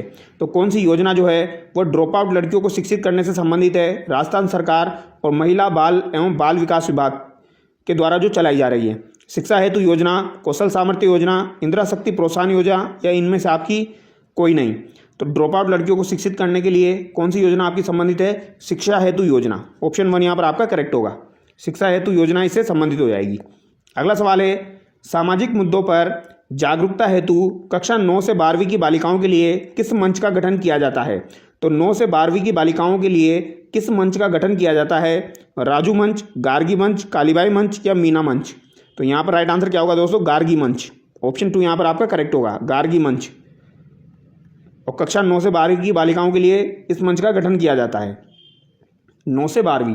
अगला सवाल देखिए, आपकी बेटी योजना 2004-5 के संबंध में सत्य कथन है। तो यहाँ पर सत्य कथन कौन सा है वो आपसे पूछा गया है। पहला कथन देखिए, इस योजना के तहत कक्षा 1 से 8वीं तक की अनाथ बालिकाओं को 2100 रुपये वार्षिक दिए जाते हैं। तो 1 से 8वीं तक की जो अनाथ बालिकाएं हैं उनको दोस्तों 2100 रुपये वार्षिक दिए जाते हैं। ये कथन बिल्कुल सही है। आपकी बेटी योजना 2004-5 के संबंध में कक्षा 9 से 12वीं तक की बालिकाओं को 2500 रुपये वार्षिक दिए जाते हैं। तो कक्षा 9 से 12वीं तक की जो है उनको 2500 रुपये दिए जाते हैं और 1 से 8वीं तक जो है उनको 2100 रुपये दिए जाते हैं आपकी बेटी योजना 2004-5 के संबंध में। तो यहाँ पर दोनों कथन आपके सही हो जाएंगे। ठीक है, तो राइट आंसर क्या होगा आपका? यहाँ पर ऑप्शन 3 करेक्ट होगा। दोनों कथन यहाँ पर आपके सही है। अब यहाँ पर ध्यान रखना है आपको दोस्तों, आपकी बेटी योजना में 2100 और 2500, 1 से 8 तक और 9वीं से 12वीं तक। अगला सवाल देखिए, कालीबाई मेधावी छात्रा स्कूटी योजना के तहत लाभार्थी बालिका की पारिवारिक आय होनी चाहिए। तो कालीबाई मेधावी छात्रा स्कूटी योजना जो है उसके तहत लाभार्थी बालिका जो है उसकी आय कितनी होनी चाहिए, यानी पारिवारिक आय कितनी होनी चाहिए, परिवार की आय कितनी होनी चाहिए? तो बताइए, 2 लाख से कम, 2.5 लाख से कम, 5 लाख से कम या 8 लाख से कम? तो ये आपकी 2.5 लाख से कम होनी चाहिए पारिवारिक आय। ठीक है, 2.5 लाख से कम। अगला सवाल देखिए, देवनारायण छात्रा स्कूटी वितरण योजना किस विभाग द्वारा संचालित है? तो देवनारायण छात्रा स्कूटी वितरण योजना आपकी किस विभाग द्वारा संचालित है? माध्यमिक शिक्षा विभाग, प्राथमिक एवं उच्च शिक्षा विभाग, माध्यमिक शिक्षा बोर्ड, उच्च शिक्षा विभाग? तो ये किसके द्वारा संचालित है दोस्तों? उच्च शिक्षा विभाग के द्वारा संचालित है। देवनारायण छात्रा स्कूटी योजना जो है ये आपकी किसके द्वारा संचालित है दोस्तों? उच्च शिक्षा विभाग के द्वारा संचालित है। ये आपको ध्यान रखना है। अगला सवाल देखिए, बालिका दूरस्थ शिक्षा योजना की शुरुआत कब हुई? तो बालिका दूरस्थ शिक्षा योजना जो है आपकी, बालिका दूरस्थ शिक्षा योजना की शुरुआत कब हुई? तो ये आपसे पूछा गया है। 24 सितंबर 2022, 24 अक्टूबर 2022, 24 अगस्त 2022 या फिर यहाँ पर 29 जुलाई 2022? तो राइट आंसर क्या होगा दोस्तों इसका? बालिका दूरस्थ शिक्षा योजना की शुरुआत आपकी 24 अगस्त 2022 को हुई थी। 24 अगस्त 2022 को हुई थी। ये आपको ध्यान रखना है, बालिका दूरस्थ योजना। अगला सवाल देखिए, स्टार्स योजना में टी का क्या अर्थ है? तो स्टार्स योजना जो है दोस्तों आपकी, इसमें टी का क्या अर्थ है? टी का अर्थ यहाँ पर पूछा गया है ट्रेनिंग, टेक्नोलॉजी, टीचिंग या ट्राई। तो टी का क्या अर्थ हो जाएगा? यहाँ पर टीचिंग हो जाएगा। क्या अर्थ हो जाएगा दोस्तों? यहाँ पर टीचिंग जो है वो इसका अर्थ हो जाएगा टी का। ये आपको ध्यान रखना है। स्टार्स में टी का अर्थ क्या हो जाएगा? टीचिंग हो जाएगा। अगला सवाल देखिए, रानी लक्ष्मीबाई आत्मरक्षा प्रशिक्षण सक्षम योजना किसके सहयोग से संचालित की जा रही है? तो सक्षम योजना जो है दोस्तों ये किसके सहयोग से संचालित की जा रही है? ये आपसे पूछा गया है। राजस्थान महिला एवं बाल विकास विभाग, महिला सुरक्षा परिषद, महिला एवं बाल सुरक्षा समिति, राजस्थान पुलिस अकादमी। तो सक्षम योजना जो है रानी लक्ष्मीबाई आत्मरक्षा प्रशिक्षण सक्षम योजना किसके सहयोग से संचालित है? तो ये राजस्थान पुलिस अकादमी के सहयोग से संचालित है। ऑप्शन 4 यहाँ पर आपका करेक्ट होगा। ये आपको ध्यान रखना है। ठीक है, रानी लक्ष्मीबाई आत्मरक्षा प्रशिक्षण सक्षम योजना राजस्थान पुलिस अकादमी द्वारा संचालित है। अगला सवाल देखिए, बालिका शिक्षा फाउंडेशन की स्थापना कब की गई? तो बालिका शिक्षा फाउंडेशन की स्थापना आपकी कब की गई? ये आपसे पूछा गया है। 30 मार्च 1993 को, 30 मार्च 1994, 30 मार्च 1995 या 30 मार्च 1996? तो दोस्तों बालिका शिक्षा फाउंडेशन की स्थापना कब की गई? इंपॉर्टेंट सवाल है। बालिका शिक्षा फाउंडेशन की स्थापना आपकी 30 मार्च 1995 को की गई। कब की गई दोस्तों? 30 मार्च 1995 को आपकी बालिका शिक्षा फाउंडेशन की स्थापना की गई है। अगला सवाल देखिए, बालिकाओं के लिए गार्गी पुरस्कार योजना कब प्रारंभ की गई? तो गार्गी पुरस्कार योजना जो चलती है दोस्तों यह आपकी कब प्रारंभ की गई? आपसे पूछा गया है। तो गार्गी पुरस्कार योजना 1977, 98, 99 या 2000? तो ये कब से चल रही है? तो ये 1998 से चल रही है। कब से चल रही है दोस्तों? तो ये गार्गी वाली जो योजना है आपकी पुरस्कार योजना, ये आपकी कब से चल रही है? 1998 से प्रारंभ हुई थी। ऑप्शन 2 यहाँ पर आपका करेक्ट होगा। अगला सवाल देखिए, 10वीं कक्षा में न्यूनतम कितने प्रतिशत अंक प्राप्त करने वाली छात्राओं को गार्गी पुरस्कार दिया जाता है? तो 10वीं कक्षा में न्यूनतम कितने प्रतिशत अंक आपको प्राप्त करने होंगे तब जाके आपको गार्गी पुरस्कार मिलेगा? 75%, 80%, 85% या 90%? तो 75% इसका राइट आंसर होगा। अगर आप न्यूनतम 75% अंक प्राप्त करते हैं 10वीं के अंदर तो आपको गार्गी पुरस्कार मिलता है छात्राओं को। ये आपको ध्यान रखना है। अगला सवाल देखिए, गार्गी पुरस्कार के तहत 11वीं व 12वीं में अध्ययन करने वाली छात्राओं को प्रथम व द्वितीय किस्त में राशि दी जाती है। तो प्रथम और द्वितीय किस्त में राशि कितनी दी जाती है? तो 3,000 रुपये दी जाती है। ऑप्शन थर्ड यहाँ पर आपका करेक्ट होगा। कितनी दी जाएगी? 3,000 रुपये दी जाएगी प्रथम व द्वितीय किस्त में 11वीं और 12वीं में अध्ययन करने वाली छात्राओं को। और गार्गी पुरस्कार के तहत कुल राशि प्रदान की जाती है। तो कुल राशि कितनी प्रदान की जाती है ये आपसे पूछा गया है। 2,000, 3,000, 5,000 या 6,000। तो कुल राशि यहाँ पर 6,000 प्रदान की जाती है। ठीक है, तो गार्गी जो पुरस्कार दिया जाता है वहाँ पर कुल राशि आपकी 6,000 हो जाएगी।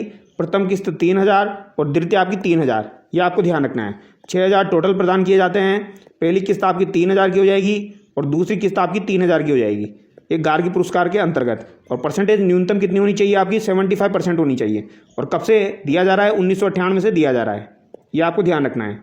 अगला सवाल देखिए, बालिका प्रोत्साहन योजना के तहत कक्षा 12 में 75% से अधिक अंक प्राप्त करने वाली बालिकाओं को एक मुश्त कितनी राशि प्रदान की जाती है?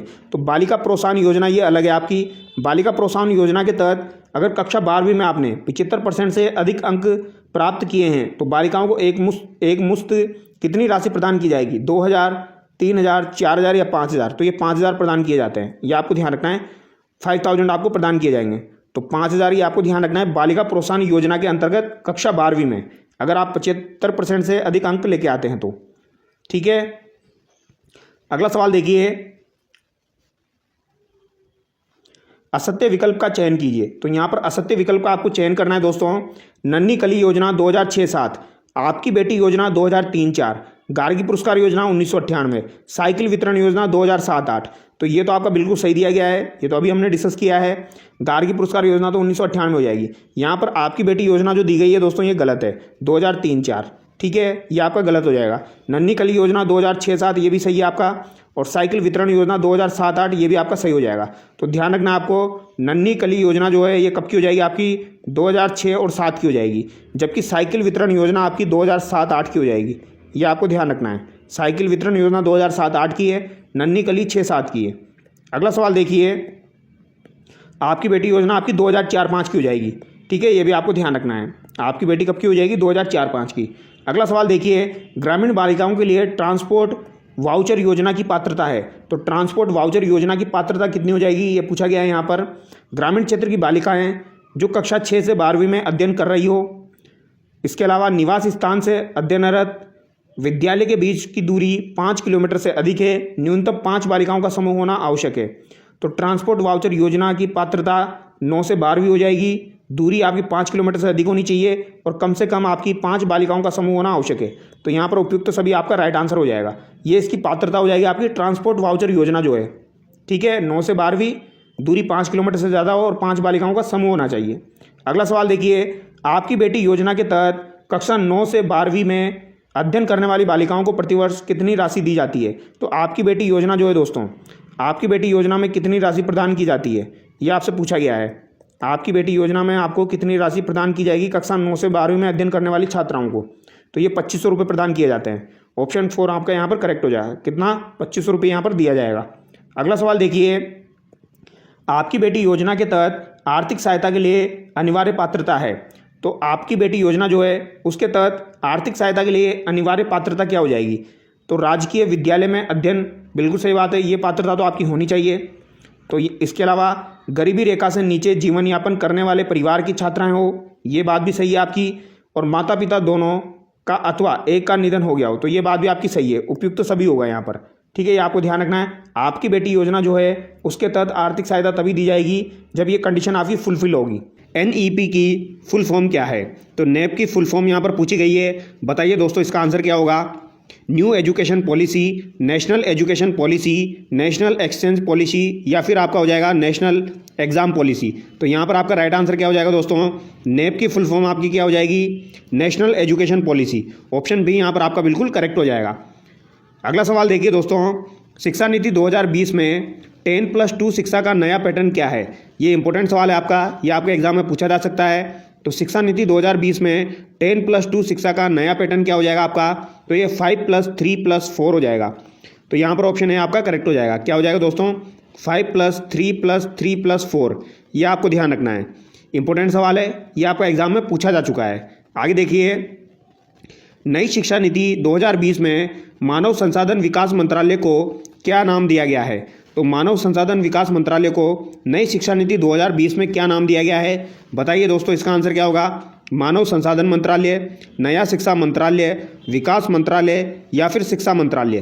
तो इसका नाम क्या हो जाएगा? आपका शिक्षा मंत्रालय हो जाएगा। ऑप्शन डी यहाँ पर आपका करेक्ट हो जाएगा। मानव संसाधन विकास मंत्रालय को क्या नाम दिया गया है? शिक्षा मंत्रालय नाम दिया गया है। अगला सवाल देखिए, नई शिक्षा नीति 2020 में पहले 5 सालों को कौन सी अवस्था कहा जाता है? तो नई शिक्षा नीति 2020 जो आपकी है उसमें पहले 5 सालों को कौन सी अवस्था कहा जाता है, ये यहाँ पर पूछा गया है। तो इसे दोस्तों फाउंडेशन स्टेज कहा जाता है। क्या कहा जाता है? इसे फाउंडेशन स्टेज कहा जाता है। यह आपको ध्यान रखना है, याद रह जाएगा। पहले 5 सालों को कौन सी अवस्था कहा जाता है नई शिक्षा नीति में? तो ये आपको फाउंडेशन स्टेज कहा जाता है। अगला सवाल देखिए दोस्तों, नई शिक्षा नीति 2020 में कौशल विकास पाठ्यक्रम किस वर्ग से शुरू होगा? तो कौशल विकास पाठ्यक्रम नई शिक्षा नीति 2020 में किस वर्ग से शुरू होगा वो यहाँ पर पूछा गया है। कक्षा 6, कक्षा 7, कक्षा 10 या फिर कक्षा 12। तो बताइए इसका आंसर क्या होगा दोस्तों? कौशल विकास पाठ्यक्रम आपका कक्षा 6 से शुरू होगा। ऑप्शन ए यहाँ पर आपका करेक्ट हो जाएगा। ठीक है, कक्षा 6 से आपका कौशल विकास पाठ्यक्रम शुरू होगा नई शिक्षा नीति 2020 के अनुसार। ये आपको ध्यान रखना है। अगला सवाल देखिए, नई शिक्षा नीति 2020 में एक छात्र को उसकी मातृभाषा में न्यूनतम कितनी कक्षा तक पढ़ाया जाना चाहिए? तो नई शिक्षा नीति 2020 के अनुसार मातृभाषा में न्यूनतम कितनी कक्षा तक उसको पढ़ाया जाना चाहिए? कक्षा 3, कक्षा 4, कक्षा 5 या फिर कक्षा 6 तक। तो दोस्तों यहाँ पर आपका राइट आंसर क्या हो जाएगा? कक्षा 5 हो जाएगा। कक्षा 5 तक उसको मातृभाषा में पढ़ाया जाना चाहिए। तो यहाँ पर ऑप्शन सी आपका करेक्ट हो जाएगा। और ये सवाल अच्छा सवाल है, ध्यान रखना है। आगे देखिए, हाल ही में नेप को कब संशोधित किया गया था? तो नेप को कब संशोधित किया गया ये यहाँ पर पूछा गया है। 2010, 2014, 2009 या फिर 2020। तो नेप को कब संशोधित किया गया? 2020 में संशोधित किया गया है। ये आपको ध्यान रखना है दोस्तों। अगला सवाल देखिए, नेप 2020 कौन से नंबर की राष्ट्रीय शिक्षा नीति है? तो नेप 2020 जो है दोस्तों, ये आपके कौन से नंबर की राष्ट्रीय शिक्षा नीति है? पहली, दूसरी, तीसरी या फिर 5वीं? तो ये आपकी तीसरी हो जाएगी। ऑप्शन सी यहाँ पर आपका करेक्ट हो जाएगा। कौन सी हो जाएगी दोस्तों? ये आपकी तीसरी हो जाएगी। भारत में अब तक शिक्षा नीति किस वर्ष आई है? तो भारत में अब तक 3 बार शिक्षा नीति आ चुकी है। एक तो आपकी 1968 में आई थी, फिर दूसरी आपकी दोस्तों 1986 में आई, फिर आपकी 2020 में आई। यह आपको ध्यान रखना है। तो 3 शिक्षा नीति जारी हो चुकी है, 1968, 1986 और 2020। तो यहाँ पर आपका राइट आंसर उपरोक्त सभी हो जाएगा। ठीक है, तो नेप 2020 जो है ये आपकी तीसरी हो जाएगी। आगे देखिए, भारत में कितने वर्षों के बाद नई शिक्षा नीति लागू की गई है? तो नई शिक्षा नीति कितने वर्षों के बाद लागू हुई है दोस्तों? 1986 के बाद ये आपकी 2020 में लागू हुई है। तो कितने वर्षों के बाद लागू हुई है? तो ये आपकी दोस्तों 34, 36, 38 या फिर 40। तो घटा के देख लीजिए आप कितना हो जाएगा? 34 वर्ष हो जाएगा। ऑप्शन ए यहाँ पर आपका करेक्ट हो जाएगा। ठीक है, 34 वर्ष बाद आपकी नई शिक्षा नीति लागू हुई है। अगला सवाल देखिए, राष्ट्रीय शिक्षा नीति 2020 में किस वर्ग से व्यावसायिक कक्षाएं शुरू होगी? तो व्यावसायिक कक्षाएं जो है वो राष्ट्रीय शिक्षा नीति 2020 के अनुसार कब से शुरू होगी दोस्तों? कक्षा 5, कक्षा 6, कक्षा 10 या फिर कक्षा 12 से।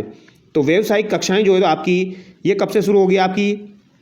तो दोस्तों ये आपकी कक्षा 6 से शुरू होगी। ऑप्शन बी यहाँ पर आपका करेक्ट हो जाएगा। और ये अच्छा सवाल है, ये आपको ध्यान रखना है। तो नेप 2020 के अनुसार व्यावसायिक कक्षाएँ आपकी कक्षा 6 से शुरू होगी। अगला सवाल देखिए, नई शिक्षा नीति 2020 में किस पाठ्यक्रम को समाप्त कर दिया गया है?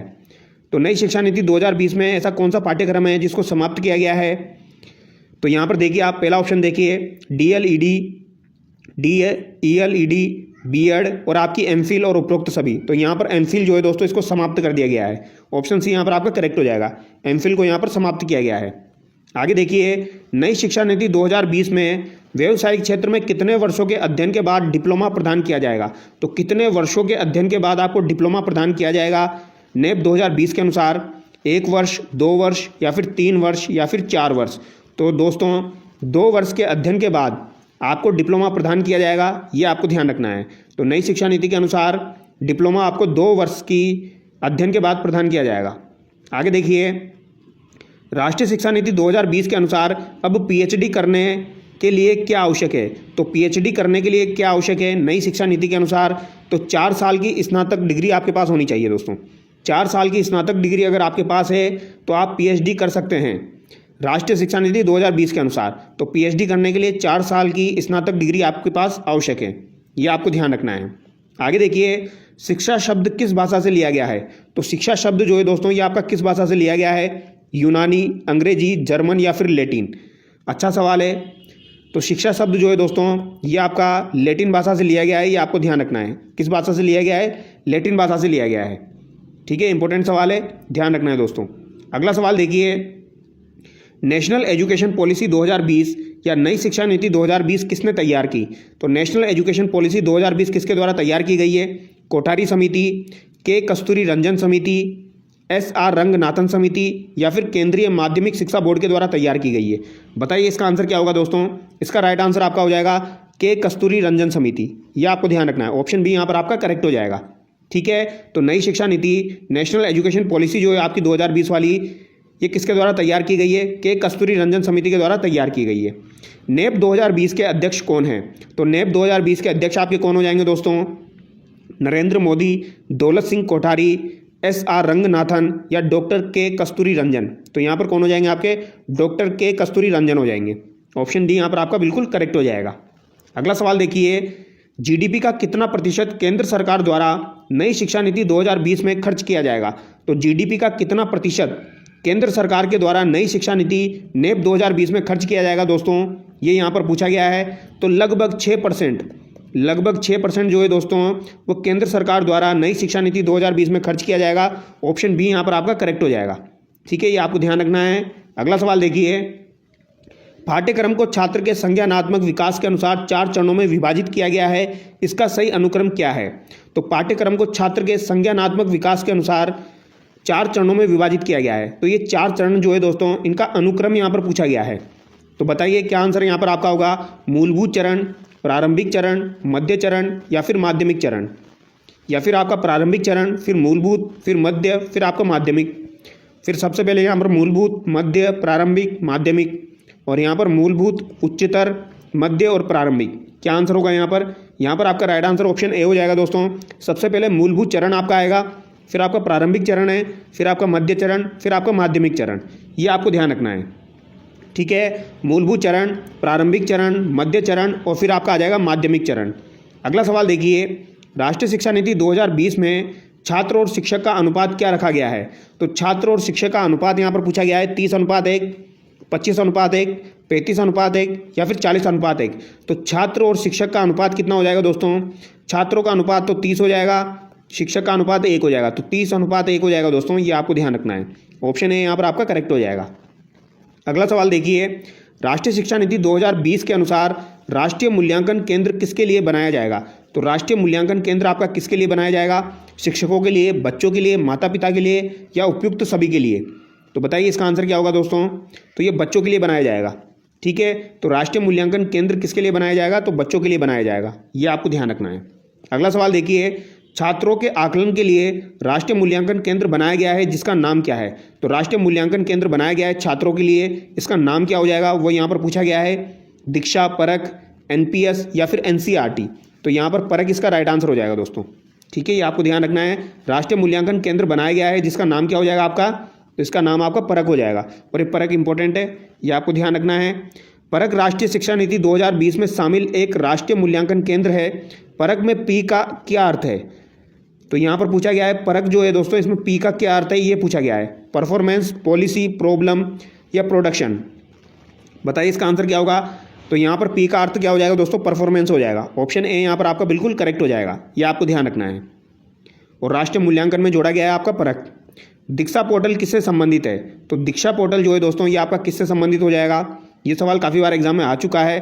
तो देश में शिक्षकों के कौशल को विकसित करने के लिए आपका दीक्षा पोर्टल संचित किया गया है दोस्तों। ऑप्शन बी यहाँ पर आपका करेक्ट हो जाएगा, यह आपको ध्यान रखना है। तो देश में शिक्षकों के कौशल को विकसित करना दीक्षा पोर्टल का उद्देश्य है। तो यहाँ पर ऑप्शन बी आपका करेक्ट हो जाएगा। अगला सवाल देखिए, राष्ट्रीय शिक्षा नीति 2020 में निम्नलिखित में से कौन सा कथन प्रस्तावित है। तो राष्ट्रीय शिक्षा नीति 2020 में कौन सा कथन यहाँ पर प्रस्तावित है। अभी सवाल को ध्यान से पढ़ना पड़ेगा, उसके बाद इसका आंसर निकलेगा। विद्यालयों को बच्चों को अंग्रेजी भाषा की प्रथम भाषा के रूप में सीखने और बोलने के लिए प्रोत्साहित करना, यहाँ पर प्रस्तावित पूछा गया है दोस्तों। अपनी मातृभाषा में शिक्षित होना शैक्षिक और प्रौद्योगिकी उन्नति में बाधक है। बाल विद्यार्थियों के लिए बहुभाषी होने में उच्च संज्ञानात्मक लाभ है। इसके अलावा देखिए, द्विभाषीय उपागम विद्यार्थियों में उलझन पैदा करता है और सीखने में बाधा डालता है। तो दोस्तों अगर आप यहाँ पर चारों ऑप्शन पढ़ोगे तो इसका आंसर आपका आराम से निकल के आ जाएगा। ऑप्शन सी यहाँ पर आपका करेक्ट हो जाएगा। ठीक है, ये आपको ध्यान रखना है। बाल विद्यार्थियों के लिए बहुभाषी होने में उच्च संज्ञानात्मक लाभ है, ये इसका प्रस्तावित कथन हो जाएगा आपका राष्ट्रीय शिक्षा नीति 2020 का। ठीक है, बाल विद्यार्थियों के लिए बहुभाषी होने में उच्च संज्ञानात्मक लाभ है। अगला सवाल देखिए, राष्ट्रीय शिक्षा नीति 2020 के अनुसार आकलन के क्या उद्देश्य है। तो आकलन के क्या उद्देश्य हैं, 4 कथन यहाँ पर दिए गए हैं, पढ़कर आपको आंसर बताना है। पहला कथन देखिए, सीखने की स्तर को सुनिश्चित करने के लिए विद्यार्थियों में तनाव उत्पन्न करना और डर पैदा करता है। तो ये कथन तो आपका गलत हो जाएगा दोस्तों।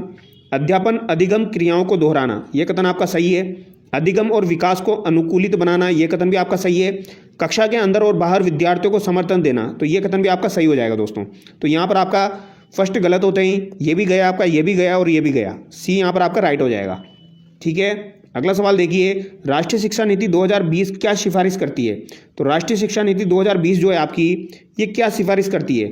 एक भाषावाद, बहुभाषावाद, पाठ्यक्रम का मानकीकरण या फिर मूल्यांकन का मानकीकरण। तो राष्ट्रीय शिक्षा नीति 2020 क्या सिफारिश करती है आपकी, बताइए इसका आंसर क्या होगा। तो ये बहुभाषावाद को प्रमोट करती है दोस्तों। ऑप्शन बी यहाँ पर आपका करेक्ट हो जाएगा। ठीक है, अगला सवाल है, राष्ट्रीय शिक्षा नीति 2020 में प्रस्तावित बदलाव है। तो प्रस्तावित बदलाव यहाँ पर पूछे गए हैं। मानकीकरण से लचीलापन, रचनात्मक मूल्यांकन से योगात्मक मूल्यांकन, संरचनाओं की समझ से परीक्षा के लिए सीखना है, बहुभाषिकता से कठोरता। तो यहाँ पर आपका राइट आंसर क्या हो जाएगा दोस्तों, राष्ट्रीय शिक्षा नीति 2020 में प्रस्तावित बदलाव हो जाएगा आपका मानकीकरण से लचीलापन। ऑप्शन ए यहाँ पर आपका करेक्ट हो जाएगा।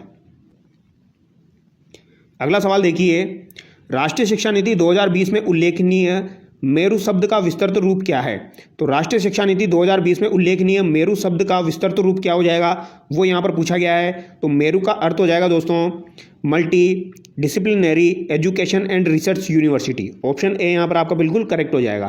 तो ये भी आपको ध्यान रखना है। अगला सवाल देखिए, राष्ट्रीय मूल्यांकन केंद्र परख का उद्देश्य क्या है। तो परख जो हमने देखा दोस्तों, इसका उद्देश्य क्या हो जाएगा, वो यहाँ पर पूछा गया है। इसी तरीके के सवाल आपके एग्जाम में आपको देखने को मिलेंगे। तो परख का उद्देश्य हो जाएगा मानदंड, मानक और दिशा निर्देश निर्धारित करना। ऑप्शन बी यहाँ पर आपका करेक्ट हो जाएगा। 4 ऑप्शन पढ़ोगे आप तो आपका आंसर आराम से निकल के आएगा दोस्तों। मानदंड, मानक और दिशा निर्देश निर्धारित करना जो है ये परख का उद्देश्य है। आगे देखिए, नेप 2020 के अनुसार एबीसी क्या है। तो एबीसी क्या है दोस्तों, तो एबीसी की पहले आप फुल फॉर्म देख लीजिए। एबीसी की फुल फॉर्म क्या होती है। तो एबीसी की फुल फॉर्म क्या हो जाएगी दोस्तों, यहाँ पर दिया गया है academic bank of credit, academic book of credit, उपरोक्त दोनों। तो यहाँ पर ऑप्शन है आपका करेक्ट हो जाएगा। एकेडमिक बैंक ऑफ क्रेडिट जो है वो एबीसी की फुल फॉर्म होती है दोस्तों। तो यहाँ से आपका निकल के आ जाएगा नेप 2020 के अनुसार एबीसी क्या है आपका, शिक्षा बैंक क्रेडिट है। ऑप्शन ए यहाँ पर आपका करेक्ट हो जाएगा। अगला सवाल देखिए, राष्ट्रीय शिक्षा नीति 2020 में प्री स्कूल स्तर 3 के लिए उपयोग की गई पारिभाषिक शब्दावली क्या है। तो प्री स्कूल 3 के लिए उपयोग की गई पारिभाषिक शब्दावली आपकी क्या हो जाएगी, बाल वाटिका, बाल विकास, बालवाड़ी, आंगनवाड़ी। तो ये बाल वाटिका हो जाएगी आपकी। ठीक है, क्या हो जाएगी, बाल वाटिका हो जाएगी। अगला सवाल देखिए, राष्ट्रीय शिक्षा नीति 2020 में स्कूली शिक्षा के किस स्तर पर चरण में बच्चों के बीच शिक्षण के न्यूनतम स्तर का उल्लेख है। तो न्यूनतम स्तर का उल्लेख आपका प्री स्कूल, प्राथमिक, प्री स्कूल और प्राथमिक और माध्यमिक। तो ये किस में हो जाएगा, बेसिक का सवाल है तो ये प्राथमिक में हो जाएगा आपका। ठीक है, अगला सवाल है, राष्ट्रीय शिक्षा नीति 2020 शुरुआती कक्षाओं में बच्चों को किस प्रकार के क्रियाकलापों के अवसर दिए जाने की बात करती है। तो शुरुआत में किस प्रकार के क्रियाकलाप के अवसर दिए जाने की बात करती है। घर में की जा सकने वाली गृह आधारित, विषय आधारित, मूल्यांकन केंद्रित या फिर सृजनात्मक, जिज्ञासात्मक, आयु एवं विकास के अनुरूप। तो इसका आंसर आपको देखते पता लग रहा है। ऑप्शन डी यहाँ पर आपका करेक्ट हो जाएगा। अगला सवाल देखिए, राष्ट्रीय शिक्षा नीति 2020 द्वारा अनुशंसित स्कूली शिक्षा की संरचना क्या है। तो ये अभी हम देख चुके हैं 5+3+3+4। तो ये आपको ध्यान रखना है 5+3+3+4, ये नई शिक्षा नीति 2020 के अनुसार है। अगला सवाल देखिए, सामाजिक आर्थिक रूप से वंचित समूहों के छात्रों का अवधारण सुनिश्चित करने के लिए राष्ट्रीय शिक्षा नीति 2020 प्रस्तावित करता है कि पाठ्यचर्या और शिक्षा शास्त्र कैसे होने चाहिए आपके। तो दोस्तों, परीक्षाओं पर केंद्रित हो, पाठ्य पुस्तकों पर केंद्रित हो, संलग्न और संदर्भित हो या मानकीकृत व एकरूपी हो। तो यहाँ पर आपका राइट आंसर क्या होना चाहिए, संलग्न और संदर्भित हो। ऑप्शन सी यहाँ पर आपका करेक्ट हो जाएगा। अगला सवाल देखिए, राष्ट्रीय शिक्षा नीति 2020 में निम्न में से कौन सा कथन प्रस्तावित है। तो राष्ट्रीय शिक्षा नीति 2020 में निम्न में से कौन सा कथन आपका प्रस्तावित है वो यहाँ पर पूछा गया है। तो कथन पढ़िए, अपनी मातृभाषा में शिक्षित होना शैक्षिक और प्रौद्योगिकी उन्नति में बाधक है। तो यहाँ पर प्रस्तावित पूछा गया है, तो ये तो गलत हो जाएगा आपका। अगला देखिए, विद्यालयों को बच्चों को अंग्रेजी भाषा की प्रथम भाषा के रूप में सीखने और बोलने के लिए प्रोत्साहित करना चाहिए। तो ये भी गलत है। सर्वप्रथम बच्चों को अंग्रेजी भाषा नहीं सिखा सकते आप, प्रथम भाषा आपकी अंग्रेजी नहीं हो सकती है। बाल विद्यालयों के लिए बहुभाषी होने के उच्च संज्ञानात्मक लाभ है। तो ये कथन आपका बिल्कुल सही है। बाल विद्यार्थियों के लिए बहुभाषी होने के उच्च संज्ञानात्मक लाभ है। ऑप्शन सी यहाँ पर आपका करेक्ट हो जाएगा। द्विभाषी उपागम विद्यार्थियों में उलझन पैदा करता है और सीखने में बाधा डालता है। तो ये कथन भी आपका गलत हो जाएगा। अगला सवाल देखिए, राष्ट्रीय शिक्षा नीति 2020 पूरे देश के लिए प्राथमिक स्तर पर किस भाषा को निर्देश के माध्यम से प्रस्तावित करती है। तो पूरे देश के लिए प्राथमिक स्तर पर किस भाषा को निर्देश के माध्यम से प्रस्तावित करती है, हिंदी, अंग्रेजी, संस्कृत या मातृभाषा घर की भाषा। तो यहाँ पर राइट आंसर आपका ऑप्शन डी हो जाएगा, मातृभाषा घर की भाषा।